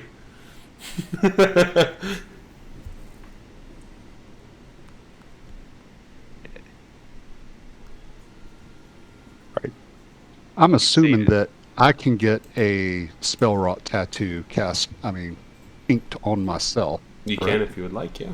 Which spell Okay, would you like? I think I am going to take, for the first level spell, I am going to take Cure Wounds. Okay. And you can have one on each body part. So you can have a total of... I think you can have a total of 5, technically. Okay. You have so one I'm on gonna your buy body a and one on each second. limb. Okay. I'm going to buy a second. Both of them... Oh, that wasn't supposed to be a 0 level. You can sell it back or just delete it and add 83 back to your inventory. Okay. Let's see. 982 plus 83. So basically, 1065. it's 5 gold pieces for every 10 bullets. Yep. 65. Okay. There is also a gem cutter if you need diamonds, by the way, Edgar. Alright, so that gives you 40 bullets or 8. I think it's Oh, is it 6 per? You can carry 6, right? The revolver. Yeah. It's Yeah, we're all for 6 at a time, yeah. And then you need to Alright, so reload. I'm gonna buy, I think, basically get 60 bullets in total, so I know I have 10 full rounds. It's a pretty solid number. Yeah, Probably last me a good while. well, most of the time, too, like, you always reload after combat if you haven't had to reload yet. So, you know, like, I don't think we've ever had a situation where anyone's had to reload in combat.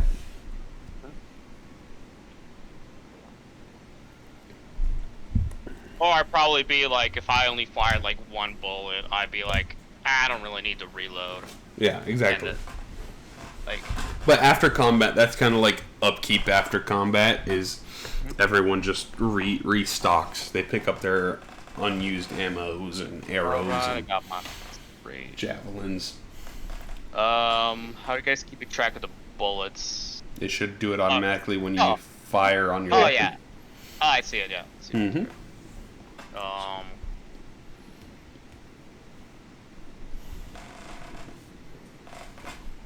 nice gut of leather. Let's see how much. So it gives. Cordell, what is the third level tattoo you're gonna go for? Because that's what I thought you were gonna get. Haste. Haste. Okay. Surprising, we have 2 haste and I think no, Edward didn't get revivified because he's broke. See how much money I have left. It does take an action to cast haste, by the way. It's fine. If I'm in a situation where I have to cast haste, I probably need to take that action to do it. Fair. Very fair. Ooh, Bella just bought another 3rd level. Which one's that going to be, Bella?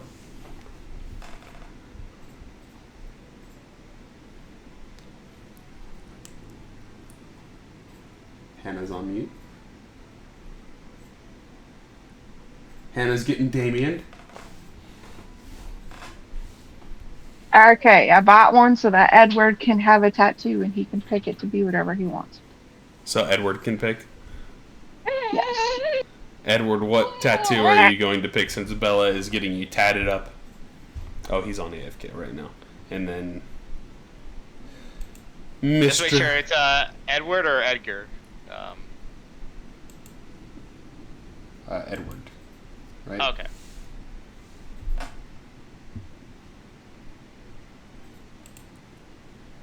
So you need 300 gold worth of diamonds, Edgar. So I will, if you subtract 300 from your,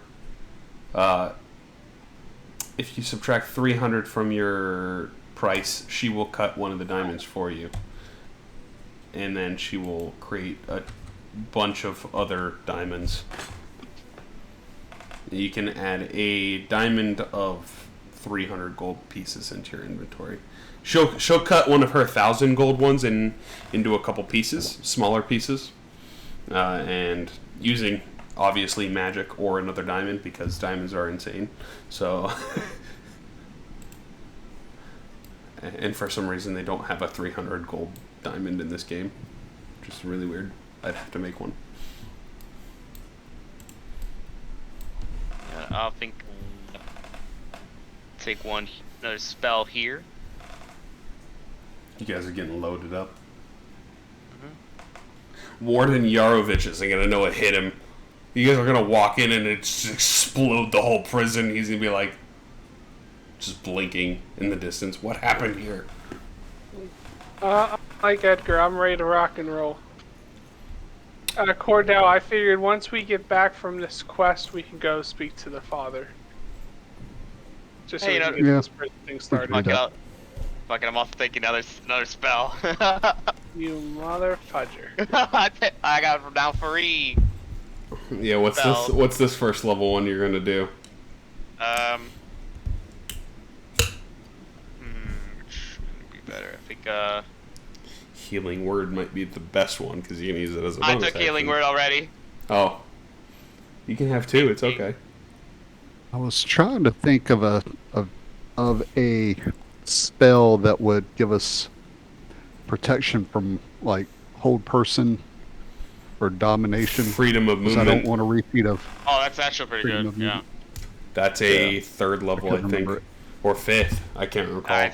So I got a Healing very Word, high I got level. Revivify, and I got a False Life.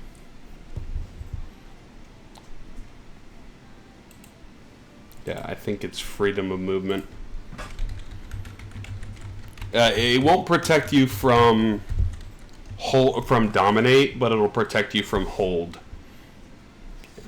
Freedom of movement's a 4th level, Yeah, which you I've guys already don't spent my have money, yet. So You guys don't have access to it because you guys aren't 7 yet. You wouldn't be able to cast it if you had it. yeah, But freedom movement, that was one of the ones I used for a boss a long while back, because it also stops against Monk's stun. So the boss like set himself up with a ton of buff spells and had one of them being concentrated in his item. So that's one thing that you can do.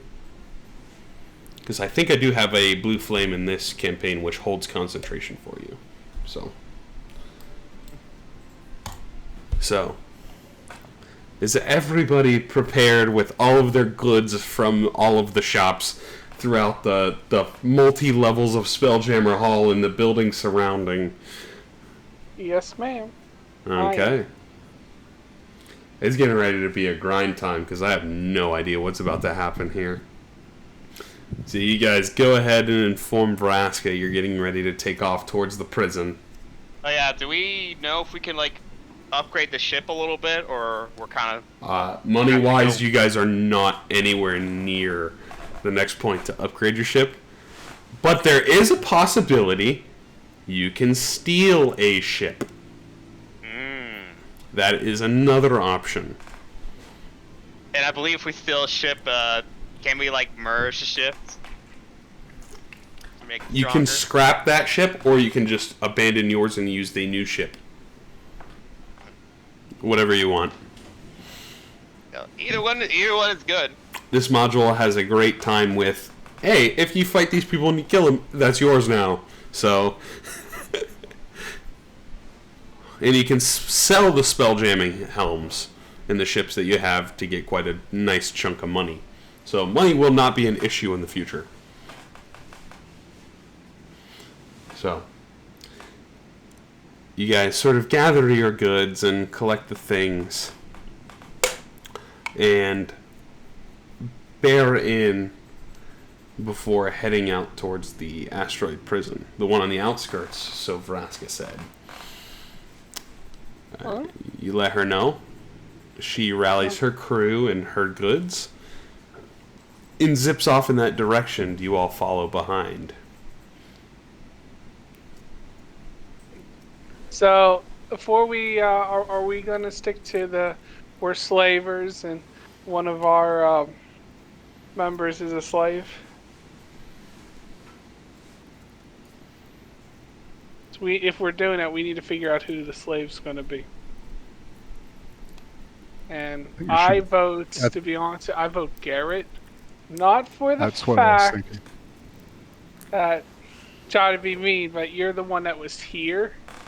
So, you might be able to, you might recognize someone here from your past time that might still be here that could help us. Yeah, that makes sense. And All right. So then we also instruct the Vraska to be like, we gotta stay within at least a mile from each other. yes, so you can communicate with her. Who do you want to? I would say now would be the time. Who's going to be the third person you communicate with? Yeah, I can do up to. Let's double check, make sure. Joey! Whispers. It's for number of articles. Not Jerry. Joey! I basically choose one or more creatures you see up to number equal your proficiency bonus. So I could do 3. Yeah, I think you're right. Okay. No, wait, so no, it's 1. So would it be 1 plus 3 because my proficiency is 3? So that'd be 4. Yeah, 1 like... plus 3, so you get 4 people. Okay. So Vraska's one of them. Then who's Yeah. the other two? I say you because you're also a rogue and the captain makes sense. Okay. There now. I think. I don't know if. Once we get in, are we all planning to go like get off the ship and invade, or are we, or some of us like staying on the ship? I planned all of us to get off. That's what I would have thought. Okay, so I don't know Go if we, split the party. I don't know if we should like give one of the crewmates that's on the ship like eeny meeny one of eeny miny mo. Joey! For Jerry? Yes, for Joey! Get Jerry. To like basically one of them to like if they have to pilot the ship for any Joey, reason. cut you, Captain! Ugh. Better not put a dent in the ship. Joey would never! So I say give it to Jerry, and then So at least one more. Thinking maybe either Edgar or Cordell. you just hurt Bella's feelings there. Do it to Edgar. He's I feel like Edgar makes sense because he's the more magically inclined. So if he needs like to cast a spell, Yep. like As long as I get to kill something, I don't give a poop where I'm at. and Garrett's like, oh, you will, don't worry. Wait, give a We hoot just or need to kill top- something? We just need to time it right. I say just then give it to Edgar then. Okay. There we Yeah, go. I think Edgar makes the most sense. All right, let's get on our mighty way to the prison.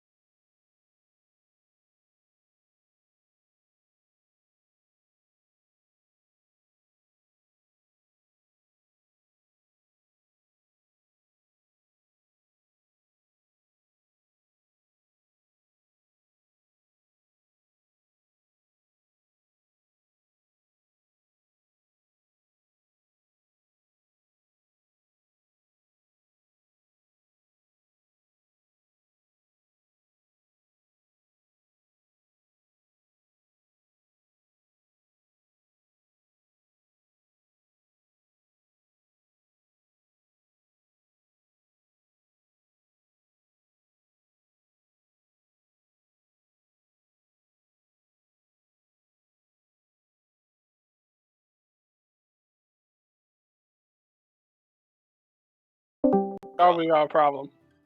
So I'll be like, so I talk to a lot of people with Raska's like, yeah, we able to communicate telepathically, coordinate our plan, relay information. Just make sure to stay within a mile of each other.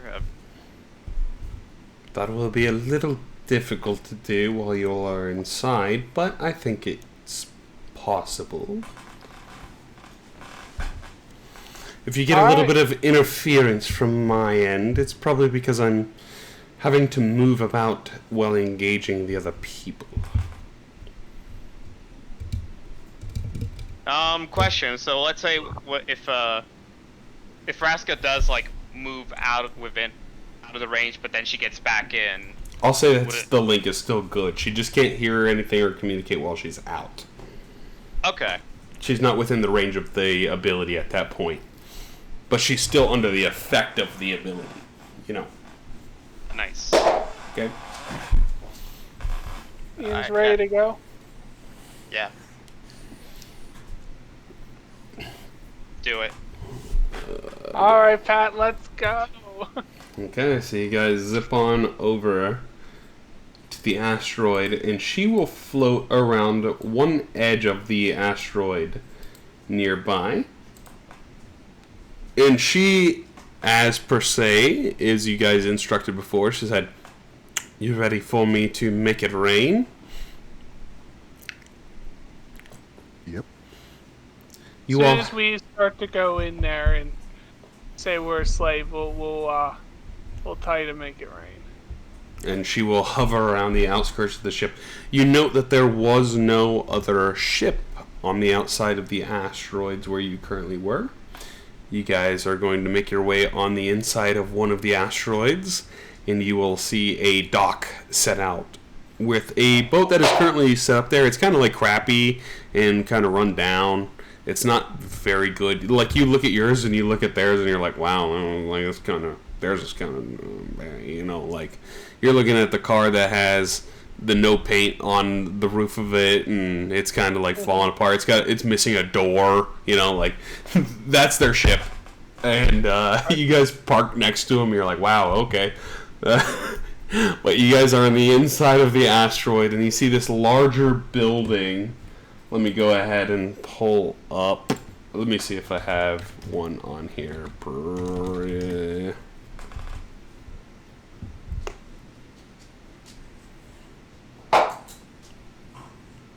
You know, heat metals is a second level spell, right?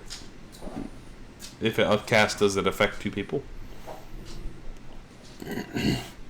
Just the damage. Oh, just the damage? Okay.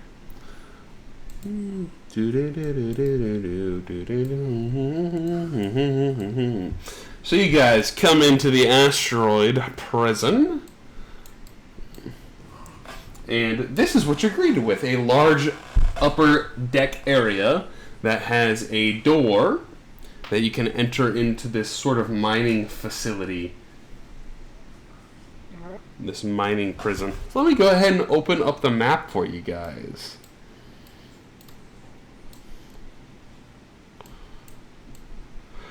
Do we have anyone come up to us? On the outside, no. They're all disguised right now, except for probably me. Or do I can I use this guy's self to make myself look like I barely have anything to defend myself with? You can certainly do that, yeah. I say you do that. I don't think we need disguise yet, because we're acting as slavers. If we try to sneak around on the inside of the prison, then that's when we might disguise ourselves. I think it's pointless for us to do it this second. Okay. That's just my opium. So is Garrett disguised as a prisoner, or defenseless per se? Yeah. Yes? Trying to think if that's worth it. Because I guess it is worth it, because otherwise they'll be like, why am I looking like fully armored and shit? Okay. It's supposed to be that. So yeah, I think I'll use my disguise self now. Yeah.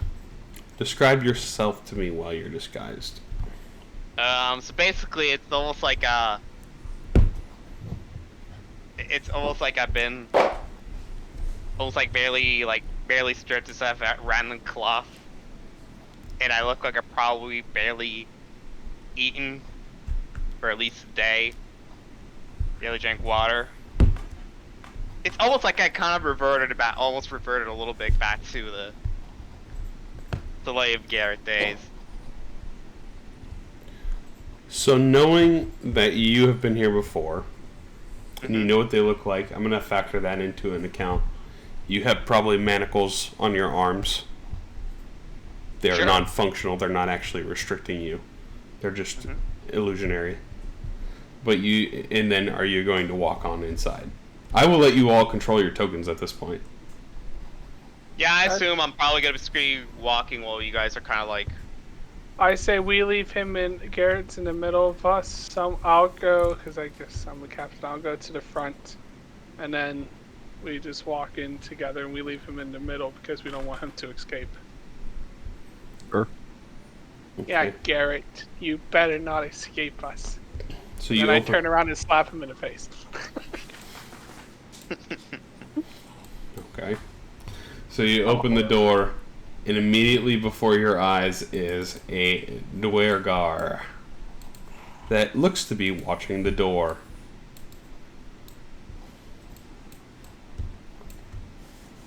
Wow, he looks fun. Oh, I'll go up to him saying, "We got a prisoner for you."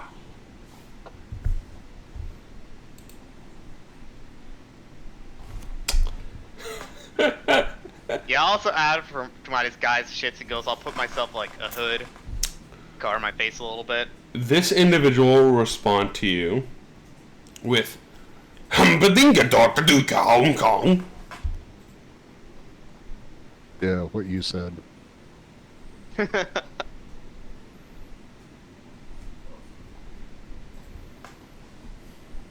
Wait, did he gas heat metal? No, he Did didn't. us? No, he didn't. Oh, He just Edgar? responded to you. He's just talking to you. No, sorry, no, it's what? Oh, okay. Oh, it's just a test. Okay, I was confused. But the Duergar is responding to you in a different language. Do you speak English? Go.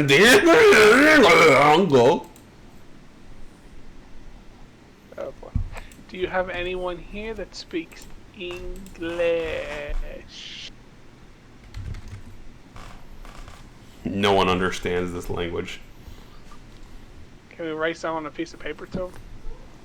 Just because you write it down doesn't mean he understands it or reads it. Never know. He might went to school. This guy immediately, he looks at you. He looks at Garrett. He sees Garrett. He sees you all. He points at Garrett. Do I remember seeing this person before? No, they're just nondescript Dwergar. Okay. Evil gray dwarfs. We want to see your warden. He blinks his eyes. He pushes you with his maul and tells you to. He just points into the big room in front of him. Go. And I'm like telepathically to Edward. I'd be like, I don't know. I think he wants to go in. All right, we'll go in. Let's just. I'll say back telepathically. Raska's circling. So just act like we're roughing you up as we're walking, just to make sure we legit. That's a horrible word to use. So you guys are all walking in as a group? I would say so, yes. So you guys would be right about there. Unless you're moving otherwise, you can move away from where I place you. But this individual, he's going to grab Garrett and kind of just like shunt him into the big room. Yeah,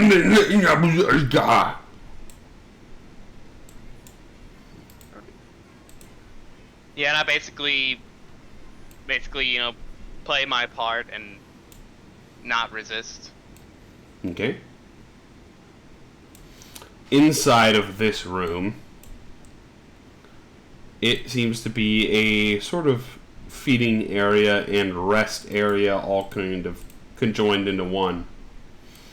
But you see, oh boy, I apologize. There's that. There's 2 and 3. They seem to be keeping patrol, except as soon as Garrett gets shunted into the room ahead of you, you see this large rock monster to the left.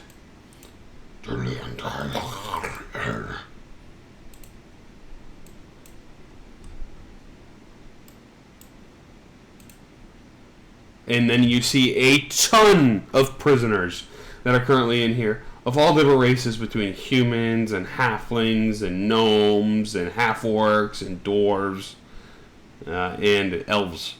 You see like a whole bunch of different races. Jace? Currently you do not see Jace. I telepathically speak to Garrett and I say, do you recognize anyone here? So I subtly survey the area. Do I see anyone that I recognize? Here, no. Okay, and I respond telepathically like no.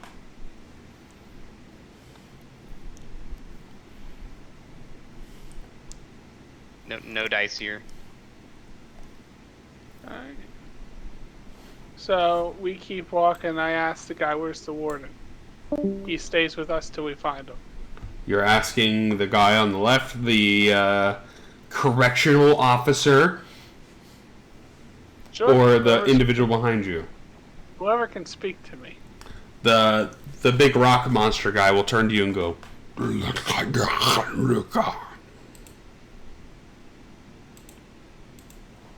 Okay, I'm not English. none of you understand his language either. Let me see if Bella understands part of it, because this language he's speaking is based off of Primordial. You'd probably catch a tiny bit of understanding. Actually, go ahead and give me an intelligence check, Bella.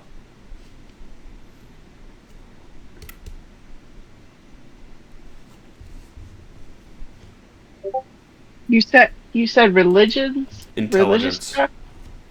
Intelligence. Oh, intelligence. This is language based. Oh.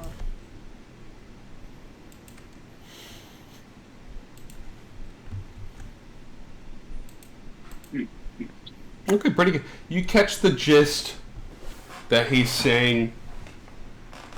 He's pretty much asking, "Who are you?" And he's saying, "Put him here." Can Bella speak back to him? Question. Can I Say you're met for maintenance. What?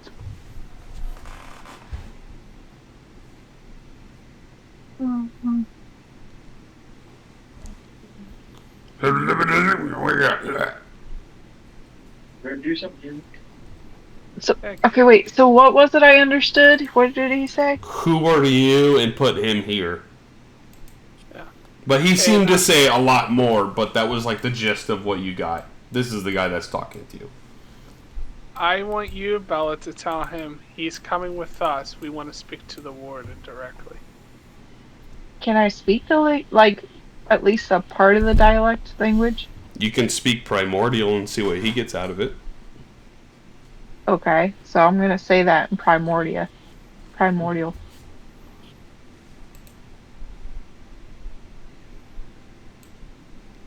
I'm gonna say he stays with us until we see the warden. We need to speak to him.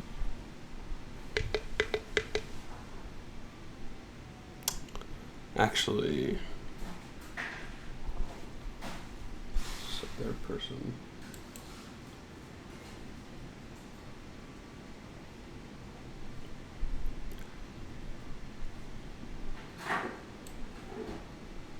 He kind of stands there and he looks at you for a moment. And then he looks you all up and down. And he's going to go...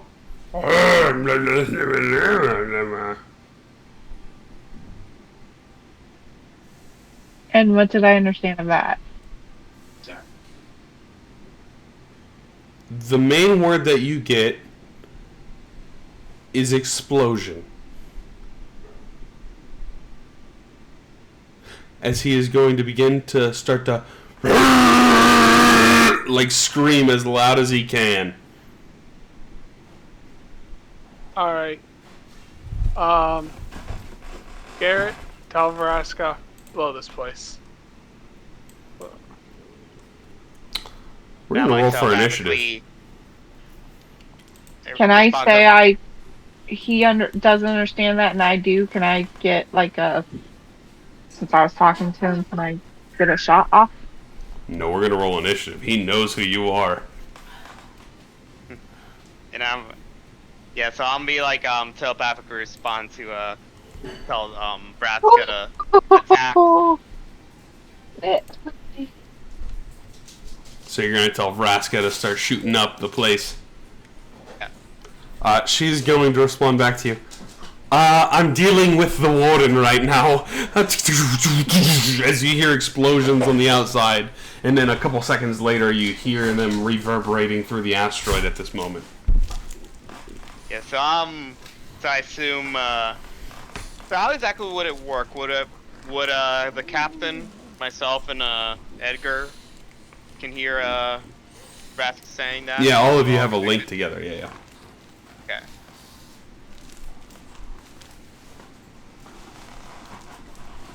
So we all know it's like I telepathically be like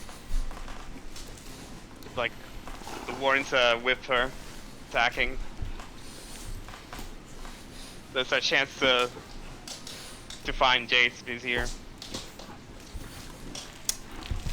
So Edward, at the top of initiative, buddy. Gary, go ahead and roll initiative too. Yeah, so Edward, at the top of initiative, you see this guy go, "Explosion!" and point at you. And then you immediately see him just like curl up a rocky fist. Alright, well, I will take my shotgun to his face. Okay.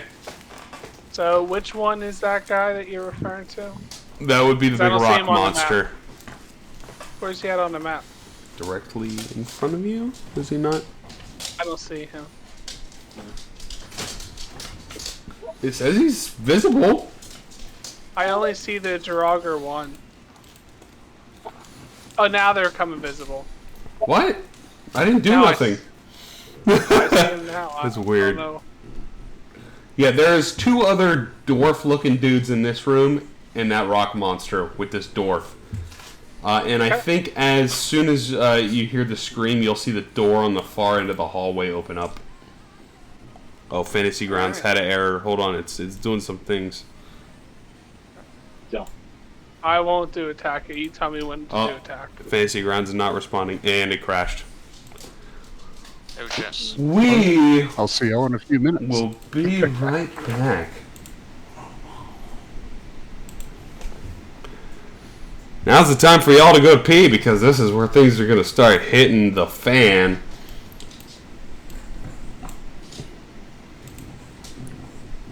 Because you guys have done something real fun.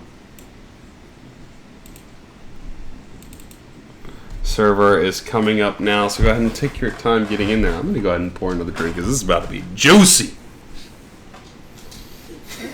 Christina just looking at me like, what?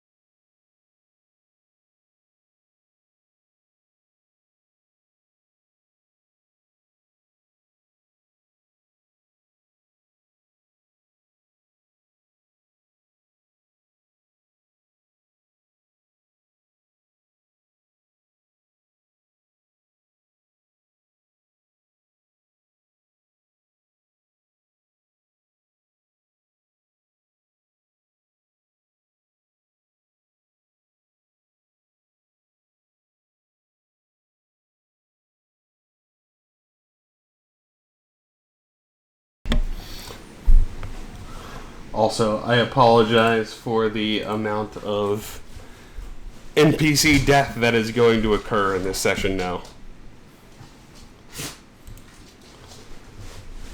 As the server is back open for everyone. Okay, I am back. Is the server up yet? It is open for everybody.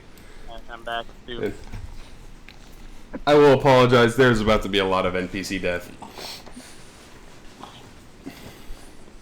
Alright. Non-player character death? Yeah. Oh, okay. So, Hey, your actions caused. well, Wow. bam. Guess I'm gonna have 3 tankards tonight. 3 tankards to a couple at the Renaissance Festival too. Have you not? Oh, fuck yeah! I feel a bee sting in my future. Or 3. And maybe some axe throwing. Because what's better than getting drunk and throwing an axe? Hannah, were you able to Nothing. purchase those tickets? As Yeah, we're that's right. talking about it, I'm going to pull it up. I think you guys might actually to grab it.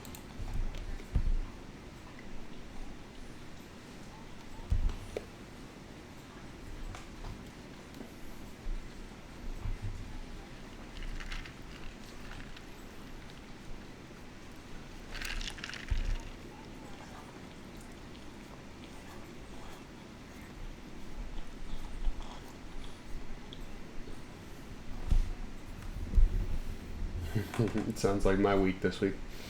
I worked almost 11 hours on Monday alone. Fun week. This week was absolutely terrible.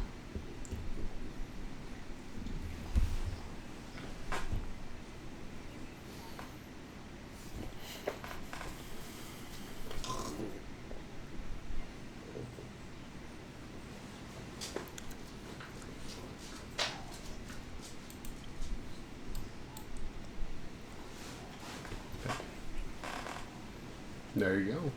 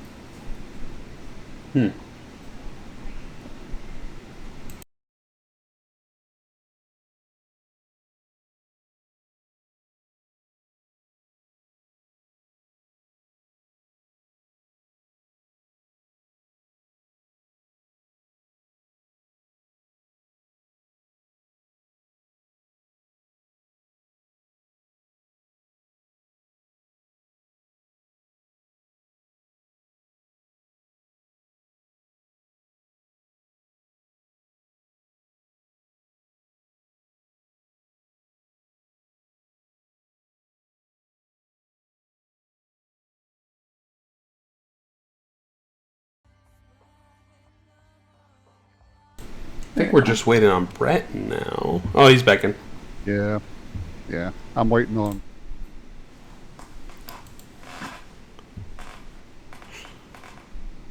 I just wanted to make sure I had everything set back up now that I'm back to. You wait. It's downloading all the NPC death that's about to occur. Apparently, because it's been sitting on that splash screen with the spinning 20-sided dice for like the last 3 minutes. It's got to download Lewis's 30 gigabyte token. Yeah. John doesn't know. So early on, we were playing, working with FG. I tried to like put a, I thought, a decent PNG for my character. I think that was Egg. Yeah. And all of a sudden, I made Fantasy Grounds crash with it. Yes, you did. It couldn't handle that. I think it was like a bunch of gigs It was like for some reason. 10 gigabyte token. Let me ask you this. What the hell did you download that was 10 gigabytes for a PNG? Don't get me wrong, I've seen some big PNGs. You're telling us. What you should say is which PDF files, but what the You should hell? ask which waifu he used for his character picture. Nah, Man, that happened only with Egg. It was Egg. It was like a Ike. It was like a picture of Ike that was like 10 gigabytes. I don't remember how big it was. I think it was only like a gig or 2 or less than that. Still really huge for a picture. Alright, now that we're jumping back into it. Edward Kenway, let me open the map back up for everybody. You're on the top of it here. Alright. Oh, actually, we gotta re-roll all initiatives. But mine shows. actually, yeah, they're still in the same. No, they're not, because Cordell was not first. Man, I had a nat 20. Mine was 21. Yeah, I was 24. Well, I remember that. I think I was 21. I remember that you couple were first. So. Yeah, I was pretty high up. I think I was third. Yeah, I was right there. Edgar, where were you? Rock Monster was not that high up. where I It was was the 2 Draugr things. Yeah, the Duergar. Draugr. Duergar. Roger. Oh, I don't recall theirs, so I'll just leave them there as long as they're split up with everyone else. Cordell, what did you have before? I think it was somewhere in the middle. Like, I don't remember. well, how about 16 for you to split up some of the bad guys, and then Edgar splitting up the rest of the bad guys? I am not going to complain about that. Unless you would like You're to the switch dungeon master. with Edgar. I can give you the second half, and Edgar can get the first half. It's up to you guys. I'll leave it up to Edgar. If he feels like he can negotiate with his group, he can stay. But if he thinks that, me negotiating with my pistol is a better strategy, I can switch. Edgar, would you like to switch initiatives? We'll base it off of the jump reaction instead of the initiative roll. Because as far as the lower ones go, keep where it is. Perfect. Okay. So, am I good to start? You are good to start. We will carry off there with you three at the top, and then we'll split the two initiatives lower by the other two. Alright, so what I'm gonna do here is based on that guy screaming and that rock man screaming, and I'm gonna sort of have a gut feeling that he's gonna explode or something. I don't want to be in that blast radius. So I'm gonna dash to stay behind Cordell to get out of the way. But I will then go ahead and use my other thing to attack the Durgar one. Would you like to disengage, or would you like to take the two opportunity attacks from running away from them? Oh, I was using the dash. So dash doubles your movement. Disengage makes it so you can't get hit. Oh. Which one would you like to use? I will allow you to change. Okay, I'll put myself back. Would you like to disengage so you don't get hit, and then you can move there? I'll disengage, move to here. Okay. And which one would you like to attack? The Duragar one. So I'll do that with my shotgun. Do Okay. I get advantage or no? No advantage, but if you do hit, you do get sneak attack. Awesome. Okay, so I will use my shotgun.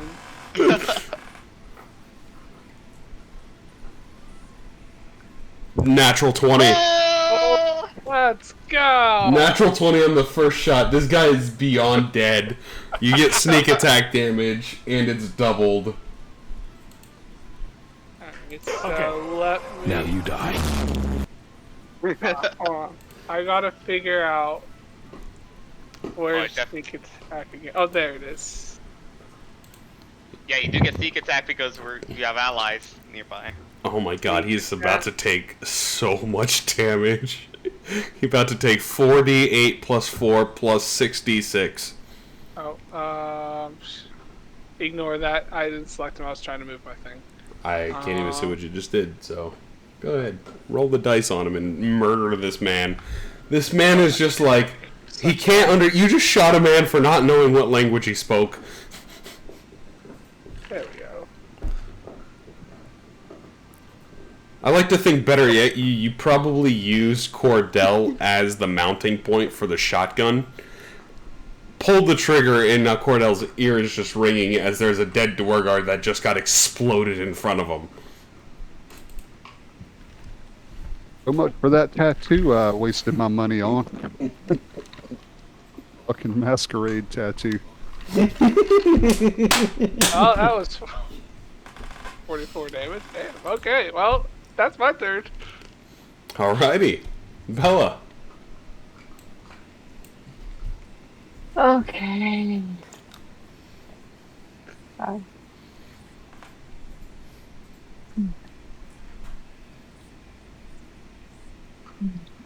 Two.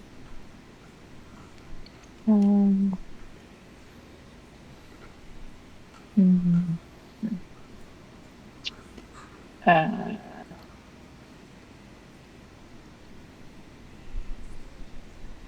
do we care if everyone knows that we're here or not?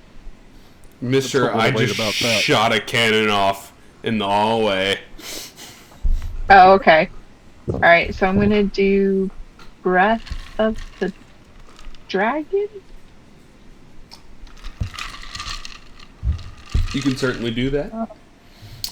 Also, keep in mind, there's a whole bunch of prisoners in this room. They just watched one of the Dwyer Guard just get exploded by a shotgun. I'm gonna do it like this. That way I don't get my peeps. Okay. You scream at this Galeb Dur. This is Correctional Officer Bullivin.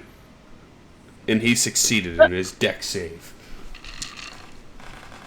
So he takes half, right? He does. It should be auto-applied. I thought Vinny would like this because all these guys have, like, actual names from a jail. There's Lieutenant Leylinich and Correctional Officer. Beautiful. So he took 5 damage, and he looks at you and he goes,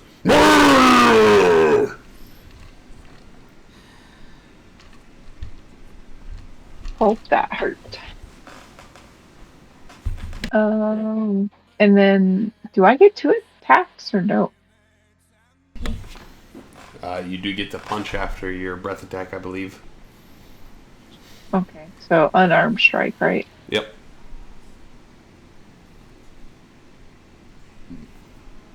It's gonna hurt my fist. You punched a rock. Yeah, and I feel like it would hurt you just as much as it's gonna hurt him. I aim. I say like when I hit him, I do more like a karate chop, and I like try to do it in between the crevice between 2 like rock joints. For sure. That's probably why it doesn't hurt your hand. Yeah, that's why I'm trying to like minimize the pain to the hand. You're like, karate chop. Yeah, and it says unarmed strike, 2 strike, 2 attacks. If you want to use your key point, if you want to use your key points to do so, you can take a second one. No, I'm good. Okay. Is that your turn then, Bella? Yes. Garrett. Okay, so I know based on what we see, is there like more rooms in the prison, like more floors, or this is pretty much it? It's a 1 floor, and there's a whole bunch of like bunk beds and stuff in here, in this room. Okay. And now that you are here, I'm just gonna unmask this too because there's nothing special about these rooms here that you guys are next to. There's just bunk beds and other stuff. It's in there. There you go. Now everything internal to the prison except for the other room down the hallway is opened up. Is that where that guy's coming from? Which one? I thought you said that guy screamed, so you said someone was opening the door and coming. No, all the way at the end of the hallway, towards the back of the prison. Okay. So Garrett, I'll put an arrow for you guys. That's the door that's opened. Gotcha. Okay. Alright, so I think I'll, what I'll do is say you guys are attacking, I'm still kind of like playing the prisoner. What I'll do is, while everyone's distracted, I'll sneak myself here, this corner,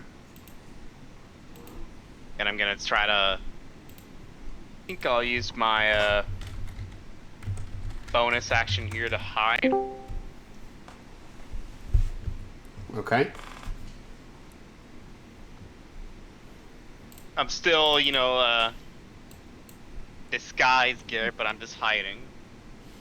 Go for it. I'm gonna re-roll that.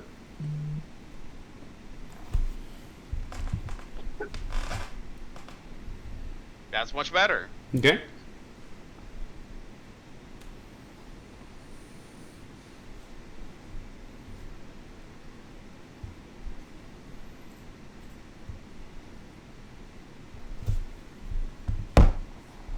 So using this hiddenness, what are you gonna do?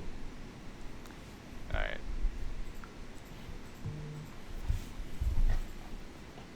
Right now, like, I have an idea, but I'm like wondering should I do it now or...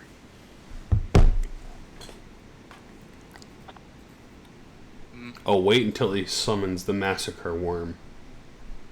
Yeah,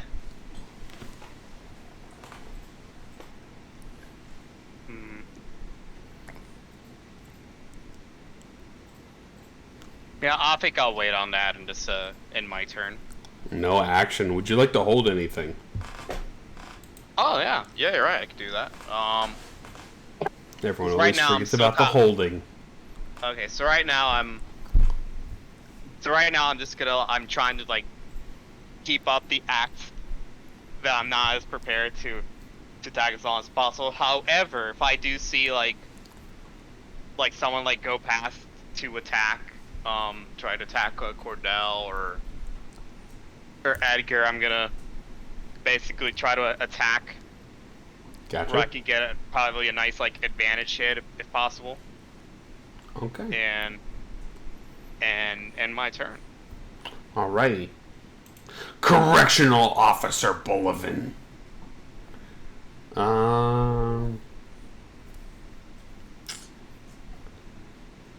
Yeah, he doesn't...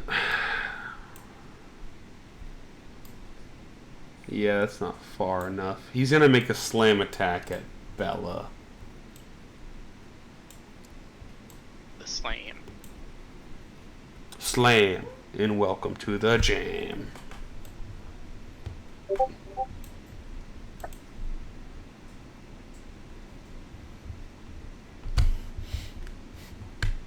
So, Bella takes 11 damage, not too bad.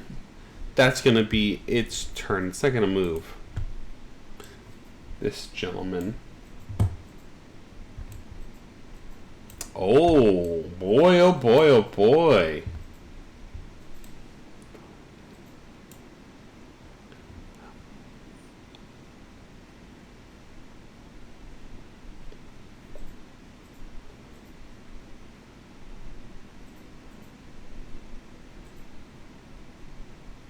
Perfect. Okay. So... That sounds scary. Bad they say that. From down the hallway to the back, there is going to be a rock monster that shows up behind you guys. You're gonna... Edward, you're gonna hear the rock rolling down the hallway. Alright. And he is going to... Because I think he has to move to do this one. Oh, it's on with his action, so he can't use that right now. So he is just going to move... Actually, he's going to stay back here. He's going to hold his action. He'll be back there. 5, 10, 15, 20, 25. No, he'll have to use his action to get there. But he spots you, Edward. He's like... Actually, she's like... that will be... So Rocky's a she? It's a female dweller.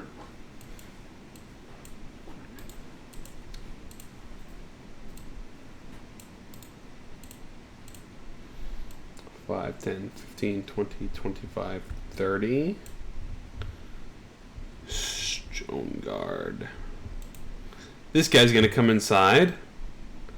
And he's gonna go. He's gonna clench his fists, and you're gonna see these two immediate rooms to his left and right that have the bunk beds in them. They're gonna just immediately collapse. So these two people, these that are prisoners in the room to the left, are immediately killed. And you just see blood splatter out as the wall collapses. Oh, damn. That's going to be his turn. Dwargar 3 is going to do the same thing at the wall over here on the far side. He's going to clench his fist, and the wall's going to collapse and squish out these guys. Why are they just killing these people? Don't tell me this makes them more powerful. 5, 10, 15, 20, 25. That will be his turn. Cordell.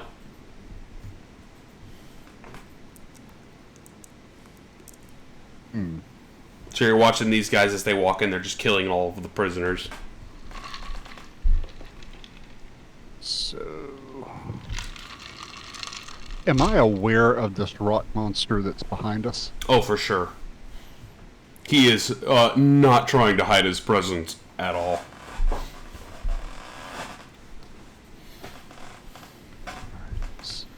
What's going to give me the biggest bang for my buck? Alright, I'm going to move here.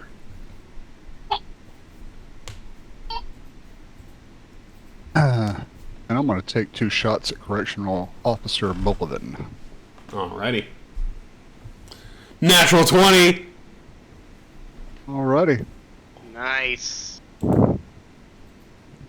Yes. Wow.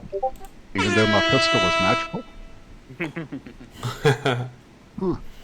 Interesting. Alright. Wait, your pistol Second is shot. magical. It didn't say it's magic damage, though. What the hell? I thought we fixed that last time. I thought we did too. Did it not say? It doesn't say magical. Pistol magic? Let me check. Oh, yeah. It might be in the That's ammo is the issue. Well, that's no different than a bow and arrow. Yeah, that's true. The guns are always weird, though.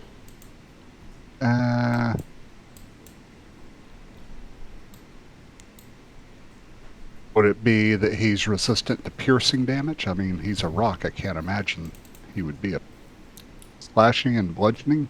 No, Possibly. non-magical overcomes the resistance.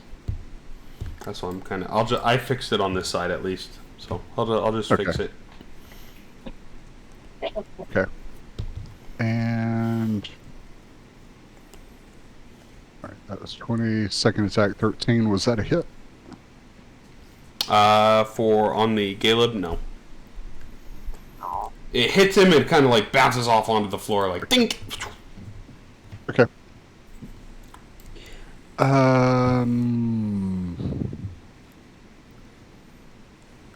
I think that'll be my turn.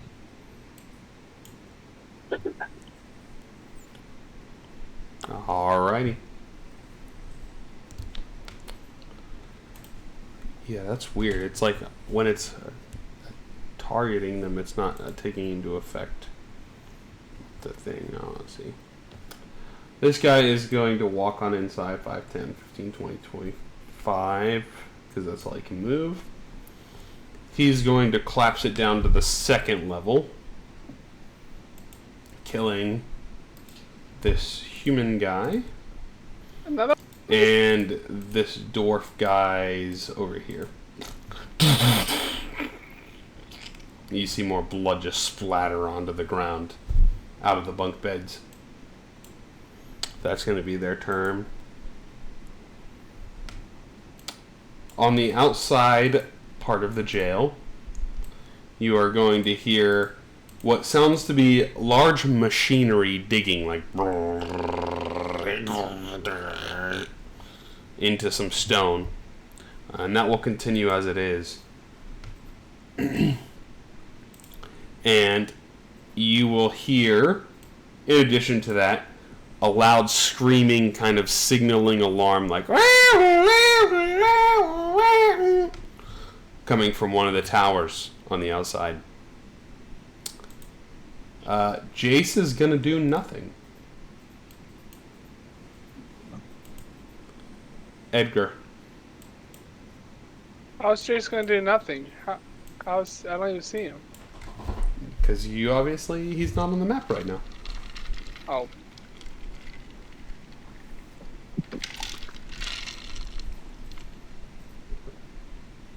Because Jace is part of the bad guys, and we just realized it. Got him. Did Vraska set us up? He set us up for something, but I don't think Jace is her boyfriend. I think he's part of the prison team. Or he's being mind controlled. Nope, Vraska set us up for something else. She's after something, and Jace would know what she's after. Oh boy.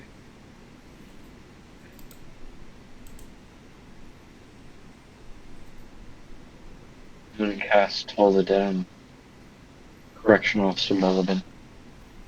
Alrighty.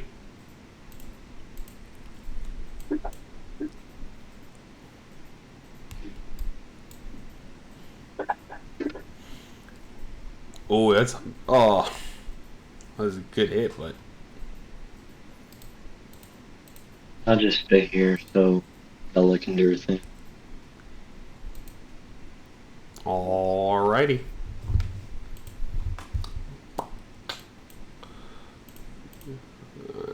And we got 2. 2 is unfortunately going to look behind him and close the wall off and kill the 2 elves that are here inside the wall, and he is going to move 5, 10, and go. That'll be his turn.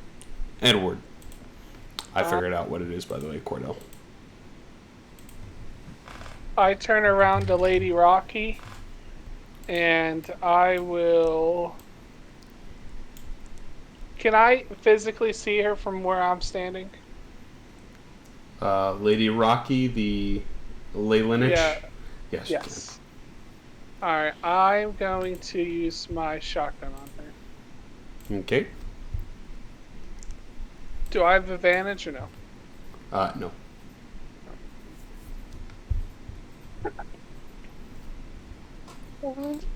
Let's go.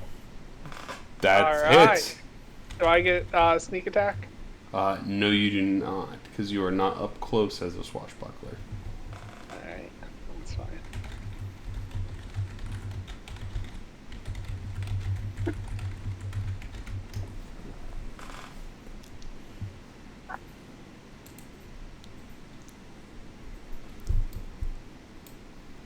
That's still a really good hit. Alright. Then, in my end step, I'll move 2 spaces up next to Cordell. Okay. That's my turn. Boink. Keep the party together. Bella. Okay.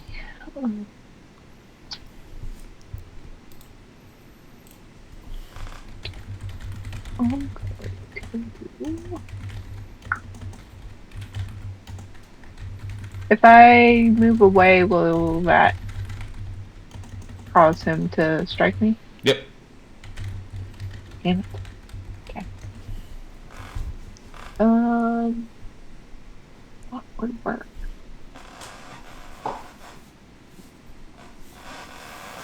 Alright, I'm going to attack with my short sword. What? And what?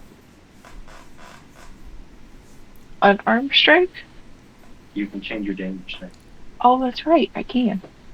Alright, so I'm gonna do unarmed strike, Okay.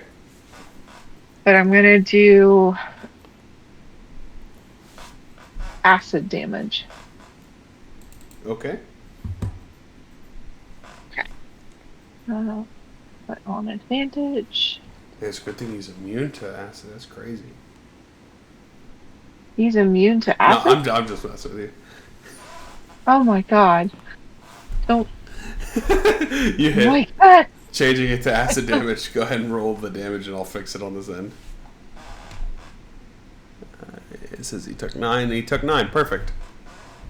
Okay, do I get 2? So that was your action to attack. You can use your bonus action, get a freebie, or you could use stun or your other ability, and you can do 2. Daniel said I get 2 attacks with our last level up. Oh yeah, monks get 2 at level 5. Yep. Okay. So technically, I can do 3. 3 for free or 4 for paying the price of a key point. Yeah, I'll just do 3. You had a buy 3 get 1 free kind of deal. Natural 20. Nice. Alright, that was 2. Now here's my last freebie. Also hits. Yeah. Monks, Okay. man.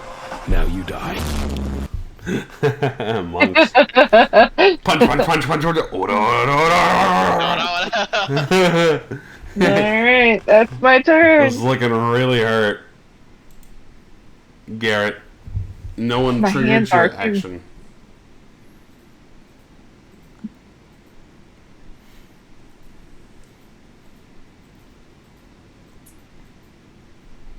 Okay.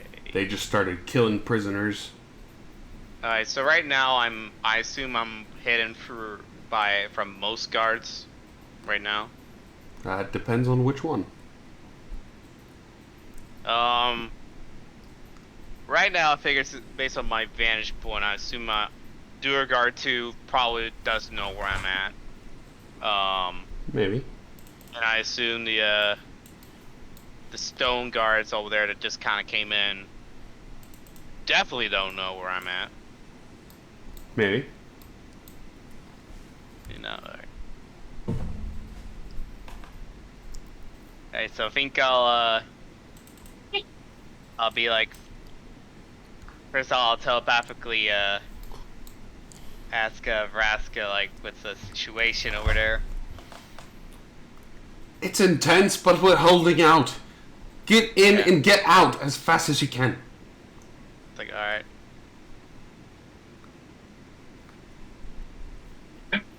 You're like, alright, so I think I'll have to drop my guys, I'll be fully loaded, and I'm going to fire Psychic Blade at the guard. If I could get a nice sneak attack hit, Doer Guards, Stone Guard 1. Okay. That'll be advantage.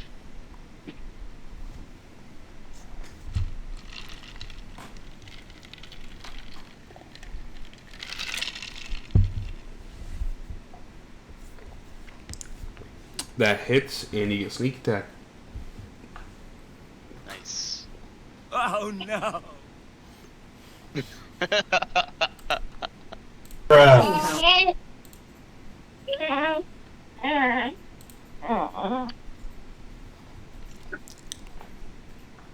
Some good damage.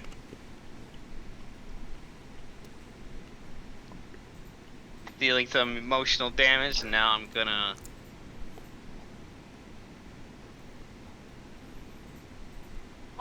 reel back here. No, this is a wall, right? Yeah.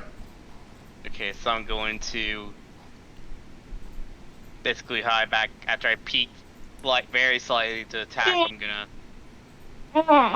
hide myself here behind the wall and Edgar with my bonus action. Okay.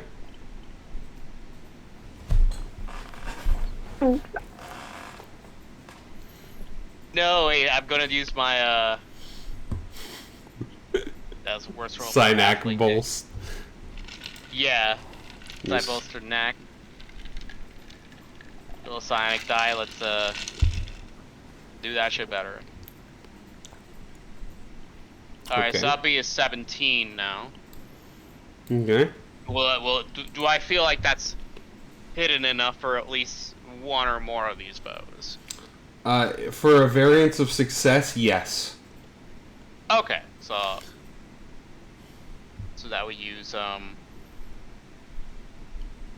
that use up power and There are a couple people that do know where you are, though.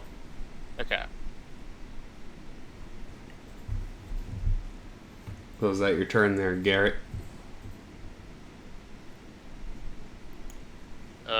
Yeah, that'll be my turn. Okay. Correctional Officer Bullivin,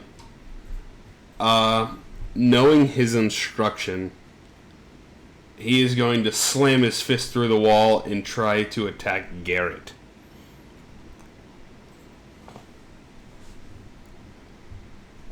Oh shit, this is breaking through. No, he literally just like punches at the wall, and you see the wall morph around his hand, and he punches through it. There's a 24 to hit.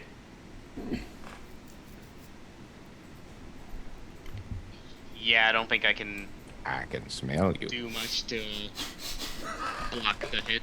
So It's only 10. So he punches through the wall and nails you. However, can I use my reaction to... If you want to make it 5 damage, yeah. Yeah, then I'll do that. Uncanny dodge. Okay, so yeah, I'll set you back to 2. There you go. That is going to be his turn. This one, here's where the fun begins.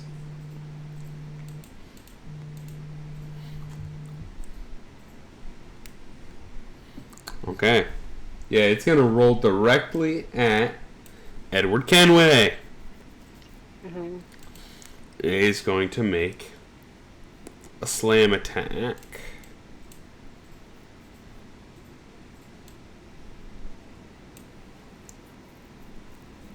There's a 19 to hit. So here we go, Edward Kenway. You take this damage. Oh. Plus an extra this damage. Oh, it's only 3. Come on, what the heck, Aroni? And then you'll make a strength save. Which you fail. So then you are knocked prone. So he rolls into you so hard, you get thrown to the floor. And then she's standing above you and she's like... Can I take half damage to react to? You can if you would like. Yeah, I'll only take 6. Or, no, wait, what's 15 divided by 2? 7.5. It's rounded, so 7. 7? Okay. So I'll add 8 back. Sweet. There you are. That will be her turn. Stone Guard 2.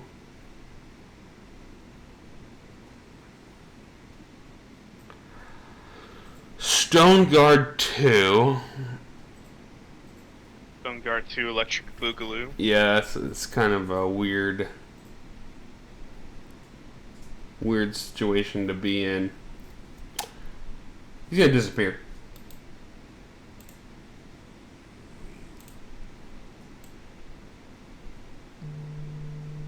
Wait, it's like vanish in thin air, or just... He turns invisible and disappears.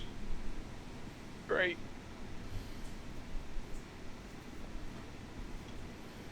That'll be that guy's turn. Dwergar 3.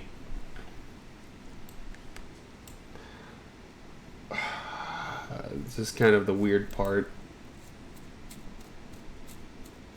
Yeah, he's gonna do this.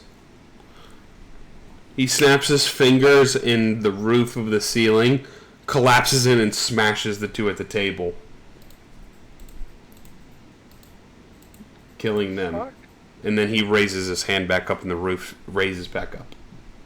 And then he'll move 5, 10, 15, 20, 25. Cordell.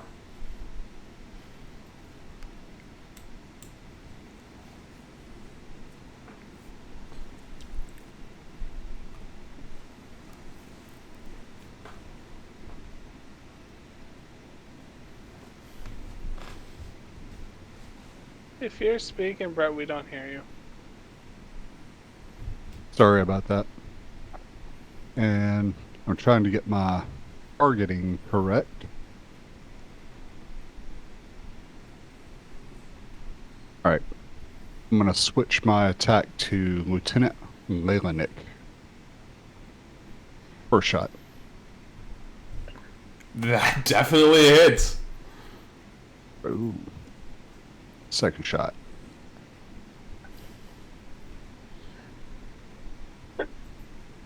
Ooh. That also hits. And that'll be my turn. Alright. Stone Guard Uno. Yeah, he's gonna do this then. So he watches his buddy disappear.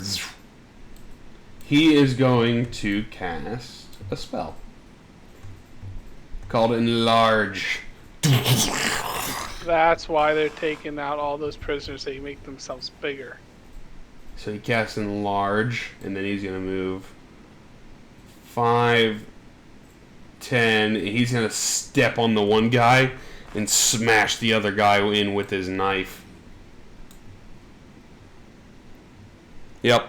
So he kills both of these guys here on this table.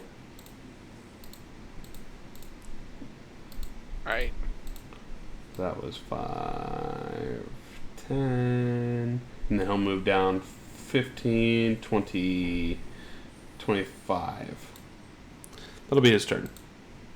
That guy's not partaking. That guy's not partaking right now. Jace. You all hear what sounds to be jingling coming from a room to the left. Edgar.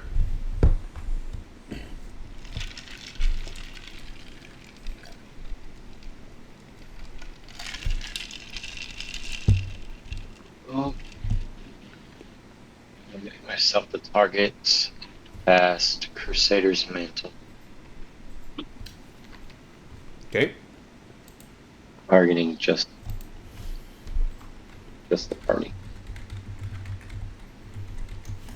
I gotta look up what this spell does again. As long as they're in the 30-foot range of me, each of their weapon attacks gets an extra 1d4 radiant damage. Perfect. Nice. Nice. So how close we need to be? 30 feet. Oh, okay, that works. So that was an action, right? Yep. Alright. Anything for your bonus action there, Edgar?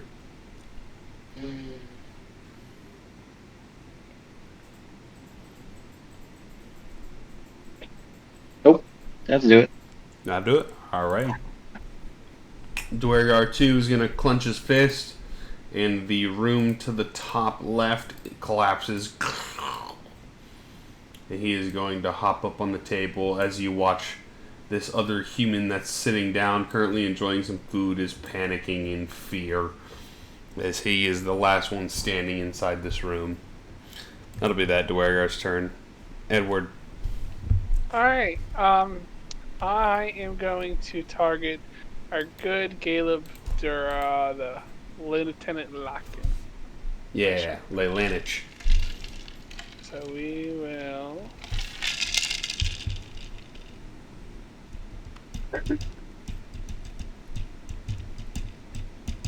Alright. I'm Still assuming hits. that's a hit. Alright. Do You're I get... prone. Yeah, I'll do stand you back up. Do I get sneak attack? You do because you have your buddy next to you. And you get an extra d4, which should automatically roll. Wait.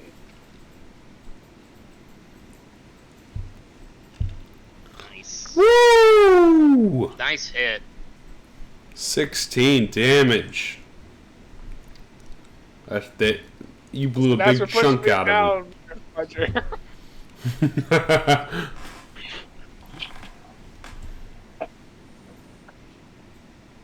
That didn't kill it though?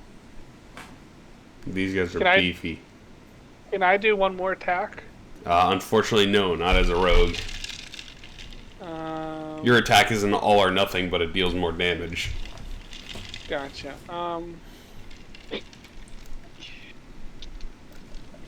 I will step up. Can I step up one backwards?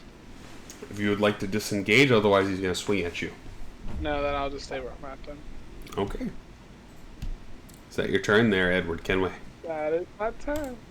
Bella, you're getting surrounded by rock monsters and men and evil dwarves. What would you like to do? That big silver guy behind me, he's a bad guy, right? Or is he good? Oh, he just killed 2 of the prisoners at the table, and then moved up towards you. Okay, so he's bad. Maybe it depends on your version of bad. Should I kill the big bad guy? Well, he's big and he's bad, which makes him our enemy, and I think probably killing him would be a good idea. That's just me. I'm a fighter, and I solve my problems with violence. I solved my problems with. So anyway, I started blasting. Okay, so I want to do my. Okay, Daniel's gonna roll for me because I've got a sleeping baby. Do the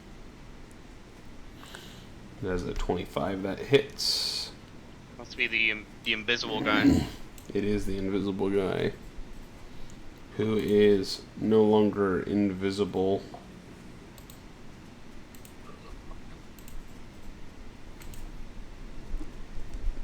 So you took 11 piercing damage as he stabs you as you run away from him. So is that your turn there, Bella? Yes. Alrighty, Garrett.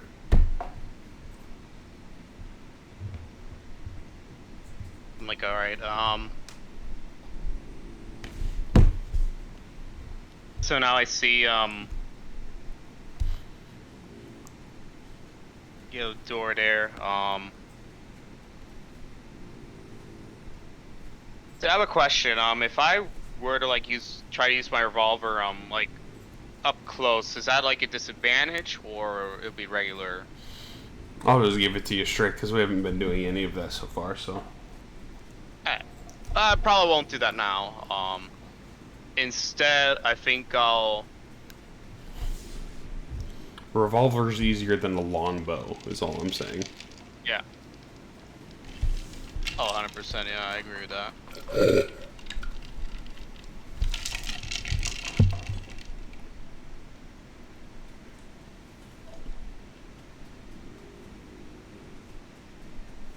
Okay, so...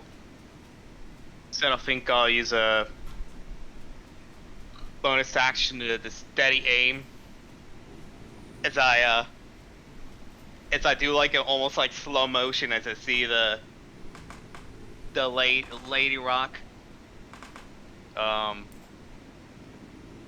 my friends, and it's like coming to it. It's almost like a Wanted movie.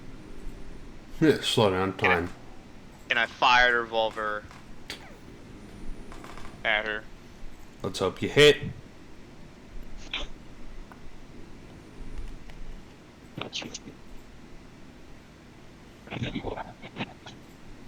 "24 hits."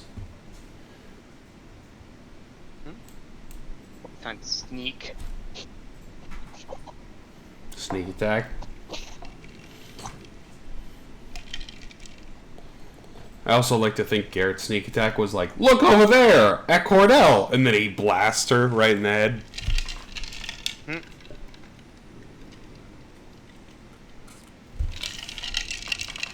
Holy damage!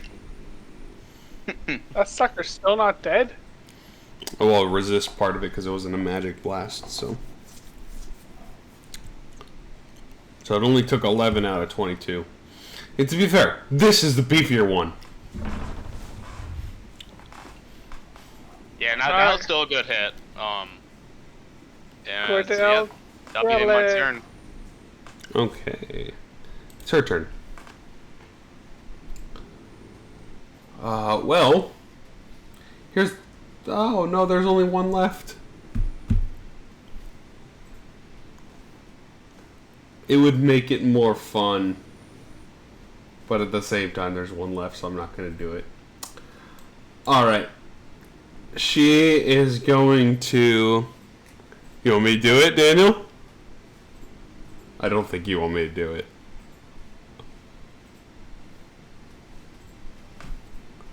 Do it. Okay. I'll do it then. Don't hold back. Wait, Pat. You gotta re-say "do it," but it's Emperor Palpatine's voice. Do it. So, I need Cordell, Edward Kenway, Edgar, and Garrett to make a dexterity saving throw as she lifts her hand to the ceiling and kind of does like a palm from the roof down. So you see part of the ceiling just collapse from the roof. Did I do that right? You did. You rolled you rolled a check instead of a save, but it's not much different for you. So Can I do a luck? You can use a luck if you would like. Alright, now how do I do that properly? Just roll on your main page. Oh, it's the save, I see. There's a save. Yeah, it's the same roll. Just keep track of your lucky. We'll take that one. Wow, that's way better. So, Cordell and Garrett and Edward all dive out of the way And I apologize, Edgar. You are the one that advocated for this. You will take... Oh, well, if it's the consequences of my own actions. You will take 14 damage, bludgeoning damage, as the roof comes slamming down on top of you.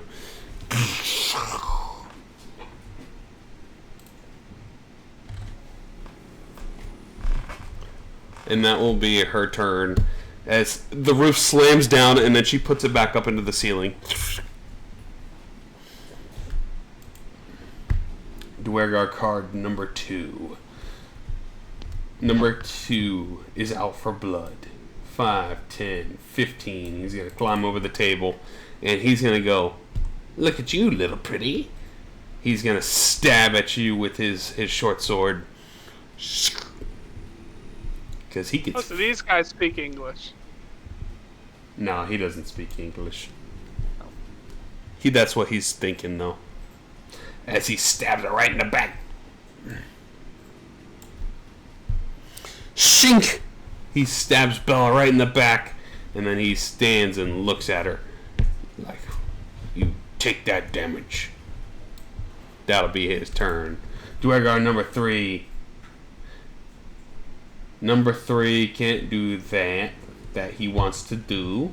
So he's going to move down here, 5, 10, 15. He's going to stab at Edgar. Or not Edgar. Edward with his war pick. He's two-handing this mofo. That is a high number to hit. Edward, you take 13 piercing damage. So he slammed his war pick. Yes, you can. I'll have it. That's what rogues are good at, is being slippery. You take 6 instead. There you go. Yeah, rogues are good at being slippery every turn. Cordell, you have a Dwergar friend there and a Galeb Dur friend right there, and then a big boy over there. You got all the friends. Well, I'm still targeting Lieutenant Lalanic, or however the hell you pronounce its name. First attack. That hits. Yep. Hey, look, I fixed it. Yes, you did. Second attack. Natural 20. Bye-bye. This is gonna do it. This is gonna do it. This is gonna do it. No! You rolled so low! Wow. 4 ones? Wow. Rolled 4 Wow. Can I give him a luck to do that one more on, time for the 6th level. damage? Nope. Not for damage. No, it affects the dice roll, not the damage roll. Hey, But- Cordell, you could use Action Surge and then take out 2 of these guys. No, I really want to do that now. We're coming up towards the end of the session. I think you could probably get away with it. Yeah. Yeah, I'll go ahead and action surge. Alright, Bless you, sweetheart. well, I'll take that. That hits. How would you like to do this?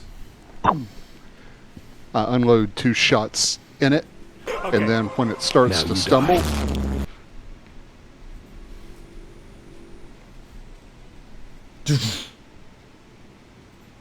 let's see. We got Dwergar number 3. I'm going to take my last attack on this action surge at Dwergar number 3. That hits. The hit. So as it stumbles, what do you do to it? You shoot 2 shots. Boom. And then it stumbles, and I react, put a 3rd bullet in it, and then I whip around and I shoot Dwergar number, whatever the hell that one is, number 3. Number about to be dead. Yep. So you go. I don't think there's any place else I can go or run at the moment, so I'm just going to stand my ground and take it like a man. So as you shoot, the Lieutenant Lalanic, you know how they've been controlling the roof and all of the stone and stuff inside this place. All of a sudden you feel a silence and a stillness emanate in this place after Lalanic has been taken out. As this rock monster sort of falls to the ground, you hear a dangling of keys jingle, like one of those round pocket set of keys for heavy set locks, jangle as they hit the floor. And then you shot number 3. We'll go to number uno now, if that is your turn there, Cordell. Yep. Number uno is going to gang up over here. Pack tactic style. We got phalanx formation. Advantage on attack rolls with his buddies. We're going to go for the King's Knife. Oh boy, a 1 and a 8. Yikers. He pulls out his knife, which is huge at this point, and swings down at you, Bella. And you just dodge out of the way as you're surrounded by all these guys. These two are non-combatants, and then you hear rattling from inside the door from Jace. Edgar, your turn.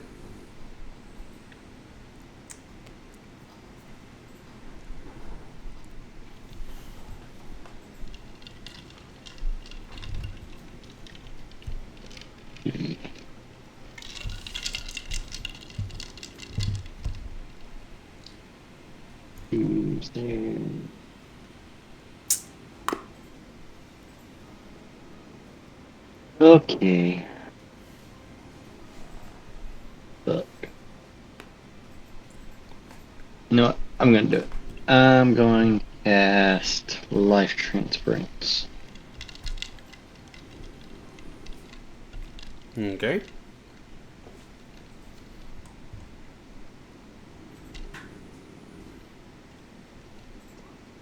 Uh, 16 damage to me. And Bella gets 16 heals. No, Bella gets 32. Oh, 32. Double. She's fully healed. Boom.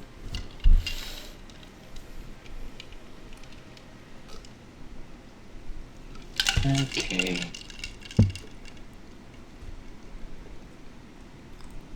I'll take it. Go ahead. Swing at me 3. He will. I moved your thing real quick. Yeah. Because I think it follows you, if I'm not mistaken. It does. 10 misses.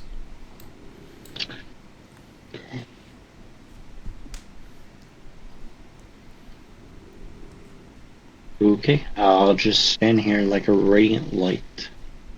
Okay. That would do it for me. Number 2 is going to go. And then he is going to swing at Bella with advantage.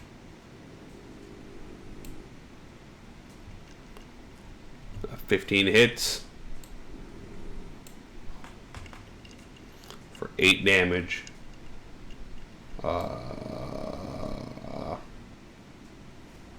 Yeah, he's going to move 5, 10, 15, 20.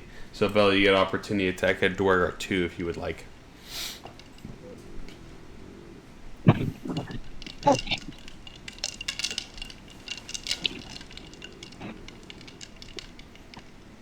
And it misses, so he runs over to Edgar. Edward Kenway.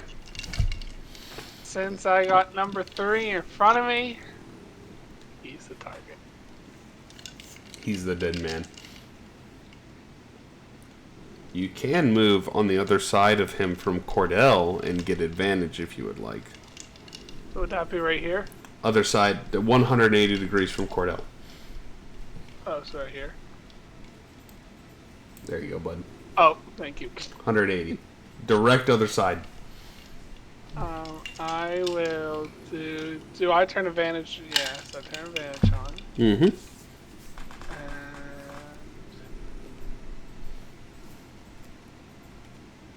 18 hits. alright. And you get sneak attack. I do. And we get a dead Dwergar.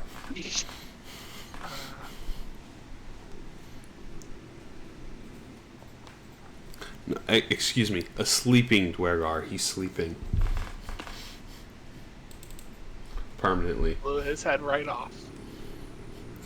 Yeah, he's gone. He's sleeping, Alright. guys, permanently. And then because there's no one next to me, I'll take 1 step closer to Edgar. Okay. And then that will be my turn. Bella, rejuvenated. You have 3 dwarves there and 1 survivor.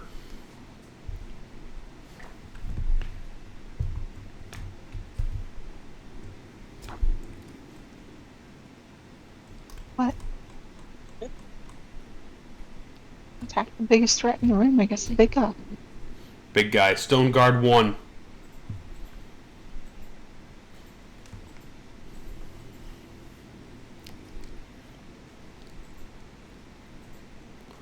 Misses, unfortunately.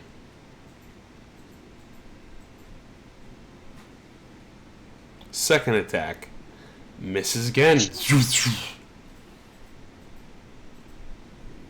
Okay, do that.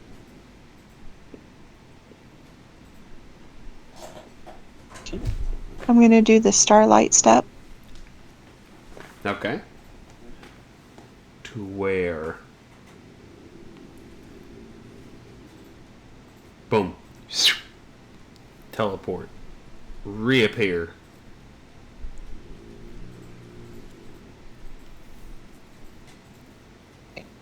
That's it. Oh, What does that do, the alrighty. Starlight Step? It's like a Misty Step for astral elves. Oh, nice. That's cool. So, Garrett. Alright, see,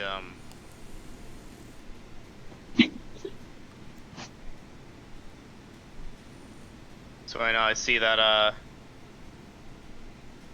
So can't I see, since, that, Dongar, ball have been punched through the wall, that make a hole? Actually, no. Because they can morph the rock. Hmm. Alright, so I think what I'll do I is, like the idea, though. I'll have to kind of do a step here.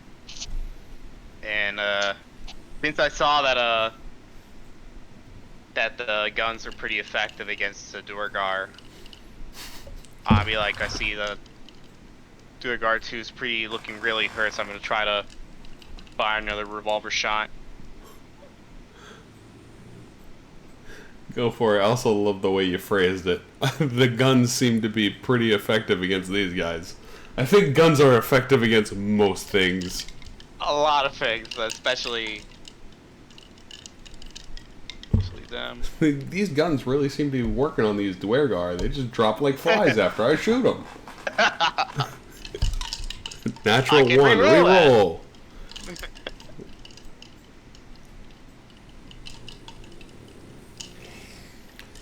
19 There we hits.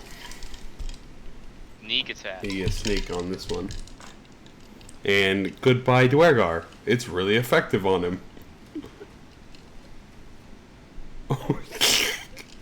Goodbye Duergar. I just be like, I see it through this hole, and then I do this sidle to the side, quickly fire right at the head.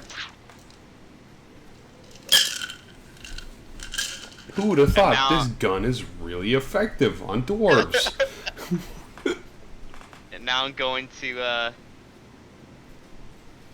now I'm going back to the corner, and I'm gonna use my bonus action To hide. to hide, yeah. Alrighty. Go ahead and roll. I'm gonna cut ahead to the Stone Guard 2. 5, 10, 15.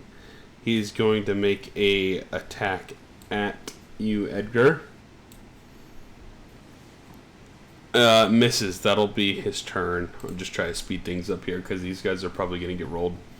So, Cordell. Alrighty. I am going to join the party because I don't want to be left out. I've got FOMO of this combat. 1, 2. Actually, back that up. 1, 2, 3, 4. Right there. 2 shots. Natural 20 again. Hey, nat Holy 20. cow. This guy's dead. Ooh. He's just dead. Wow. Yeah, he was already fired really again. hurt. Yeah, you're rolling like... This makes up for all of the sessions you've been in the bucket. Alright. Second attack. A dirty For 20. a second, I thought it was gonna be another 20. Dirty 20, and he's really hurt. That'll be my turn. Great turn. The non-combatants, Jace and Edgar. Your turn.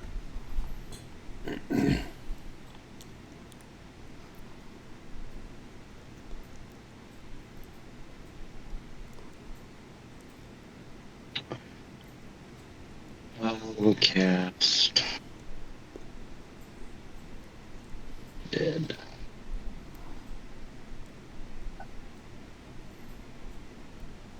He fails.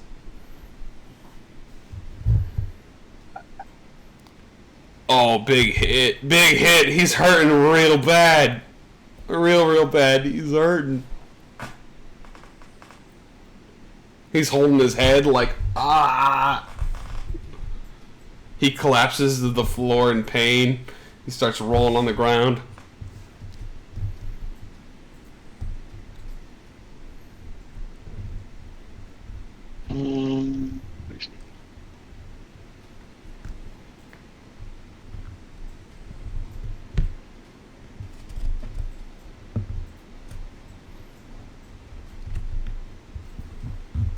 I'll take it. You take the hit. I don't think he'd be physically able to swing at you because he's like holding his head in pain, rolling on the ground, just like. So he's just gonna kind of lay there and not even notice you really moving. Okay. Is that- Do it my turn. Yep. That's it. Alrighty, Edward, you have this dwergar rolling on the ground in pain. I will take my revolver. Do I have advantage? You do. He is essentially a non-combatant at this point.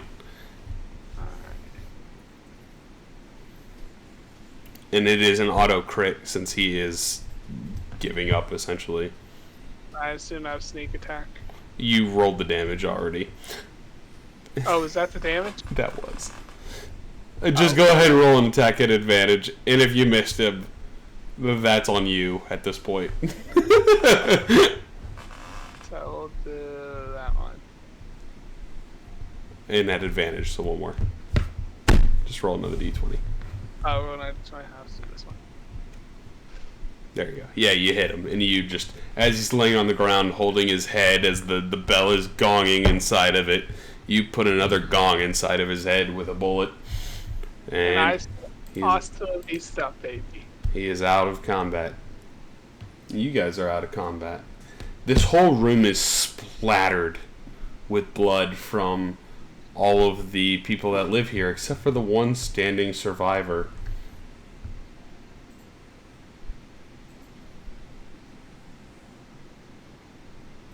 Oh, where's Jace? You have the keys from Lieutenant Leylinich that are laying behind you all. And you know they came from the hallway behind you. Which I think at this point you would still hear rattling of chains and sort of iron bars from down the hall behind you to the left. Alright. I say to Cordell or Bellic, one of you guys grab a set of keys. Yep. I'll grab the set of keys. Okay. You acquired the ring set of keys for this prison. So where's this hallway down to the left at? Here. This is where Leylinich came from. Oh, so it's down there, okay.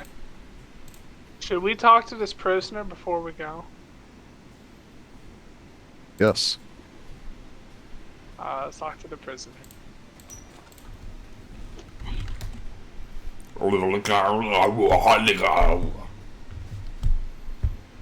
None of you seem to understand this language.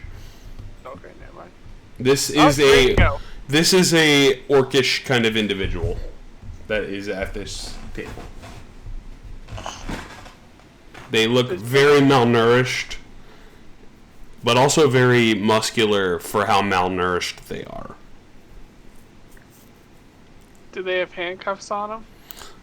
In this area, no, but they just look like they do have bruises and batterings all over them if they try to do anything. We'll just say he's free to go. Let him go. He looks at you.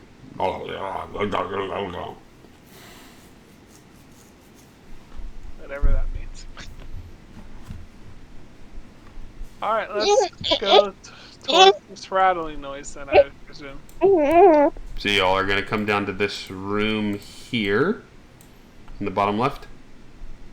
Yeah.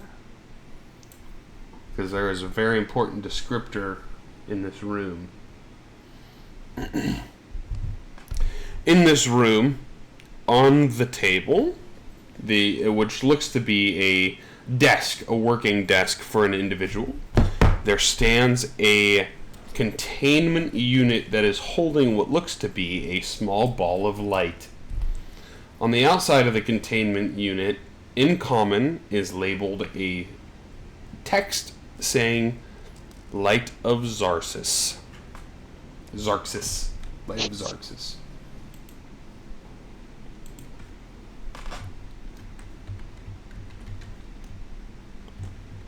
What does that mean?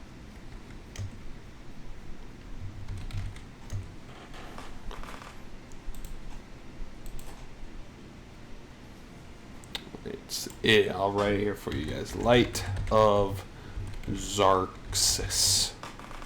Oh, I wrote it in orc. Excuse me.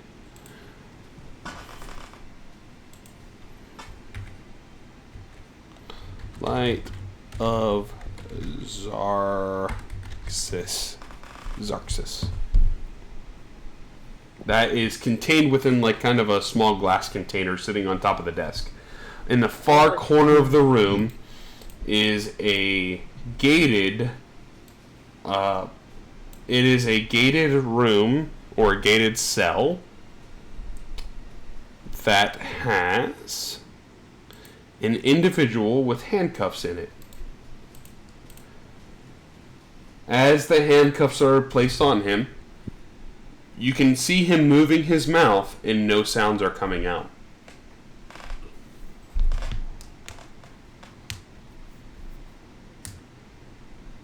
It looks like Jace. Oh my gosh.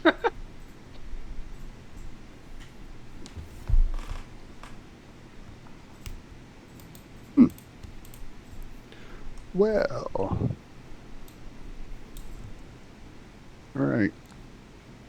I go up to him and I'm like, I say, if you understand, I'll shake your head up and down.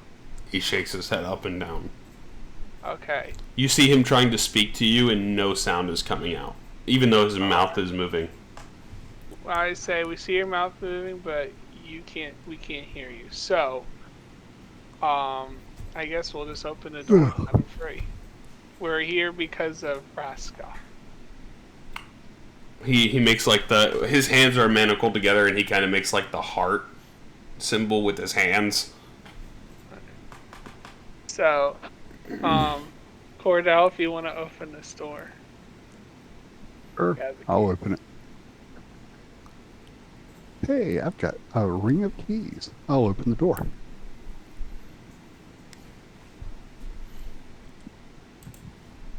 Unless, of course, you can't hear what I'm saying right now. And if that's the case, sweep the Dungeon Master's ass.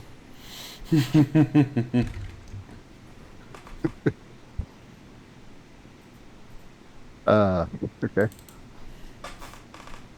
So you unlock the door there, Cordell? Yes, I do. Okay.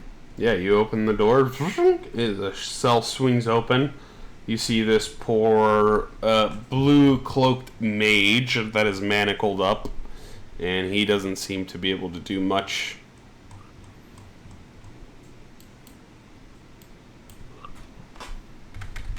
When we bring him out of the room? I'm Yeah, assuming well- it's the room that is silenced and not him. You bring him out Bring of the him room, out of the and he room is and still set him on the silenced. bench. Still silent. Does he have like a collar on or anything other than the manacles, like a restraint? Just seems to be the manacles. All right. Let's see if we can remove the manacles.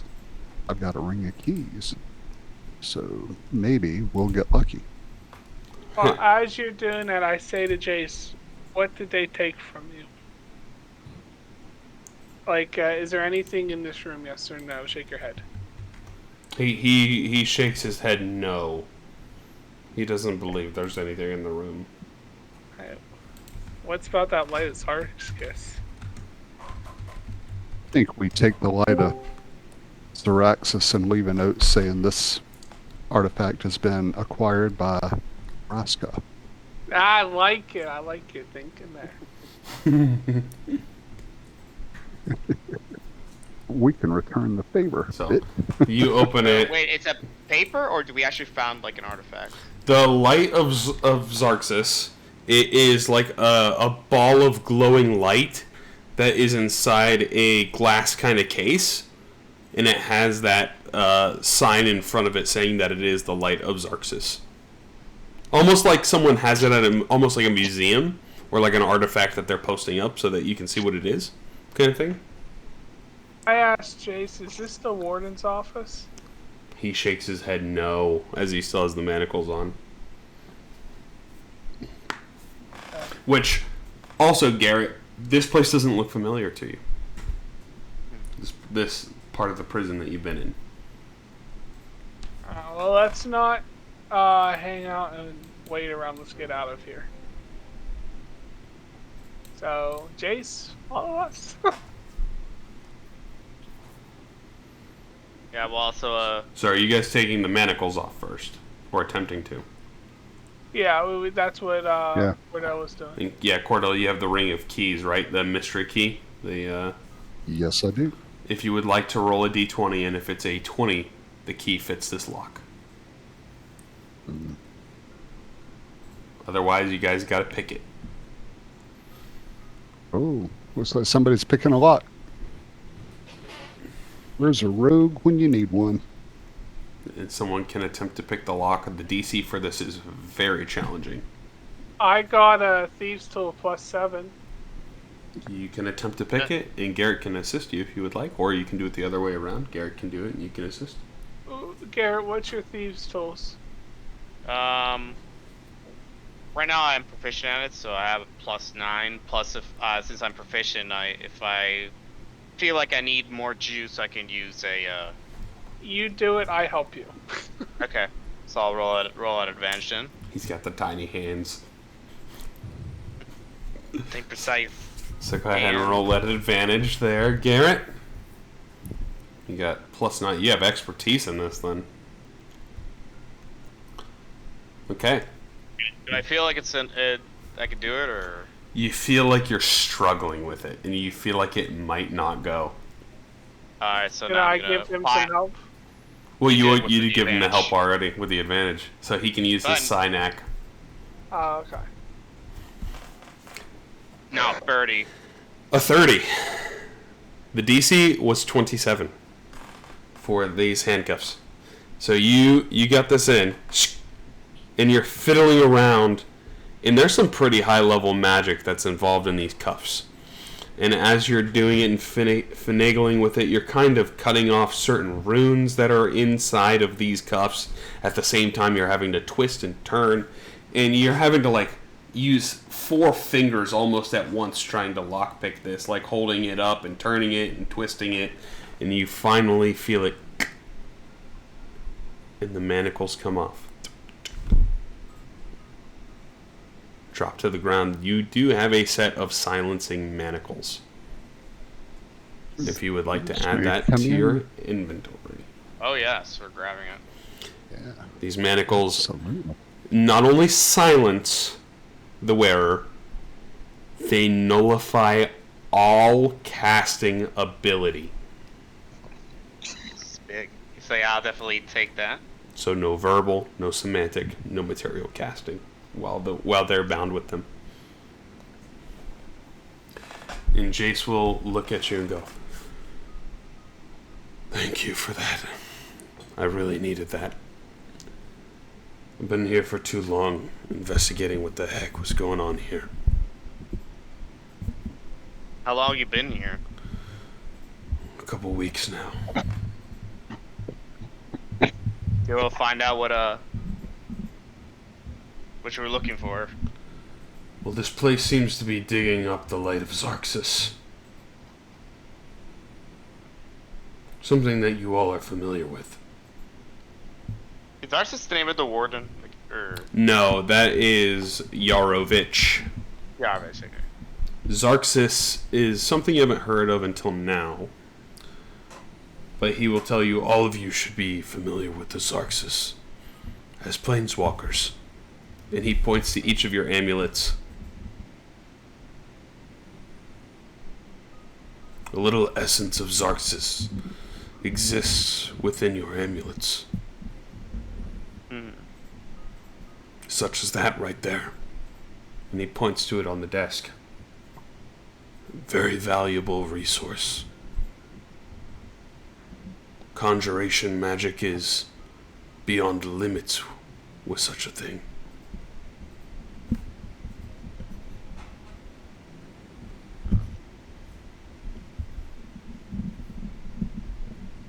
There's societies and groups that will kill for such a magic.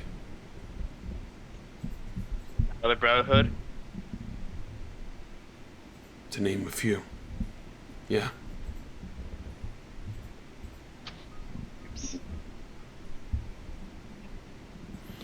You should take some of that with you.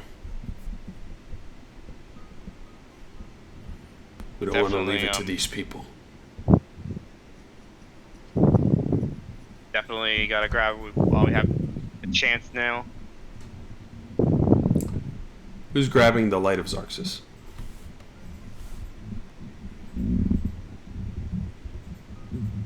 I'll do it. Cordell, can you step out of the room with me? Absolutely.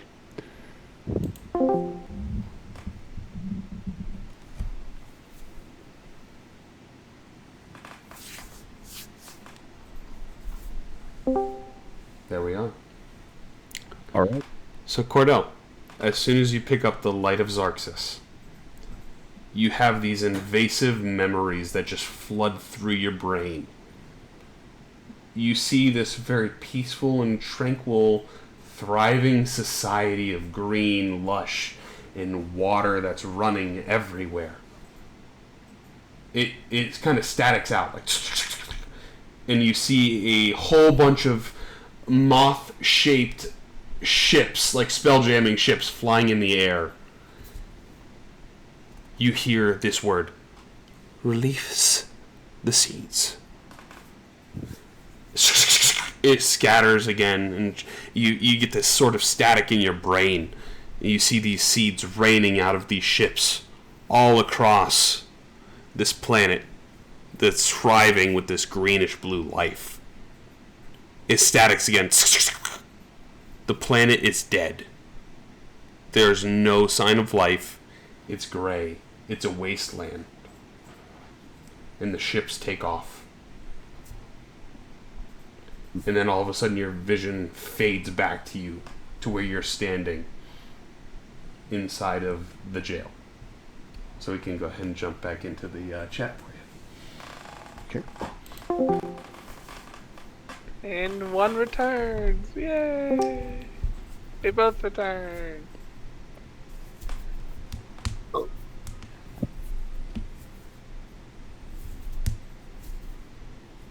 So, as you all are standing in the room, you see, for a moment, Cordell kind of zones out as he picks up the Light of Xaryxis.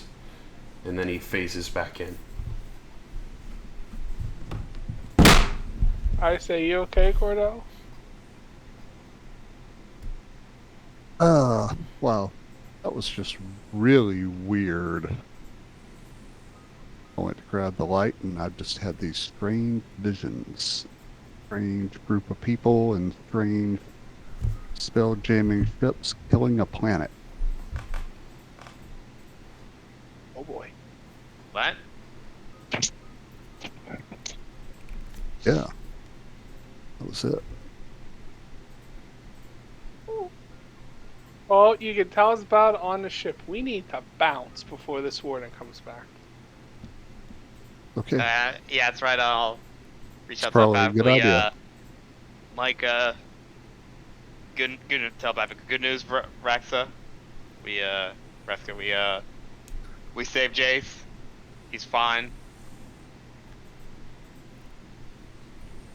You'll hear back after a couple of moments. We've taken some hits, but we're still handing our ground. Be as quick as you can. Well, let's bolt for the ship. Alright, is there anything else we need? Anything you gotta do here, Jace, or ready to go? I think I'm good. We gotta get out of here. Let's get back to the might ships. might as well take that prisoner with us. He's a survivor. The other guy, he kind of runs out. He doesn't speak your language,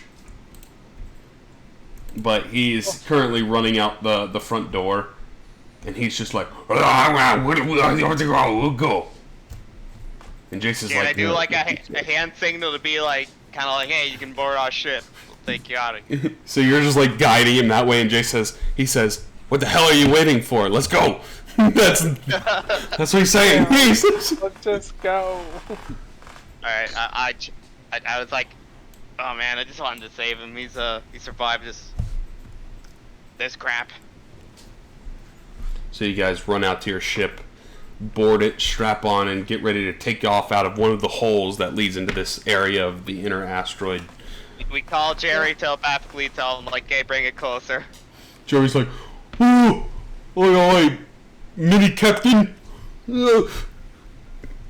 I get to the head of the ship and I tell Cordell, punch it. Just like Chewie does. You guys punch it, and as you guys fly outside, you see what looks to be almost like a severe war going on between two ships. You see Vraska's lighting it up on this other heavy metal ship that's flying in the air, and that one's just shooting it back. And you guys don't spot it at first because it's invisible, but you see Vraska on top of the one ship, and you see her eyes flare green, like a greenish glow. And then all of a sudden you see something that wasn't there before, that was invisible, turn to stone and shatter. That was in the middle, and it is a large sort of air elemental creature. Oh, that might have been that guy that was looking for Gary. That's where we're going to pick it up next time in the middle of this war. Hellbreaker? Cellbreaker. Yeah, Or wait, did we get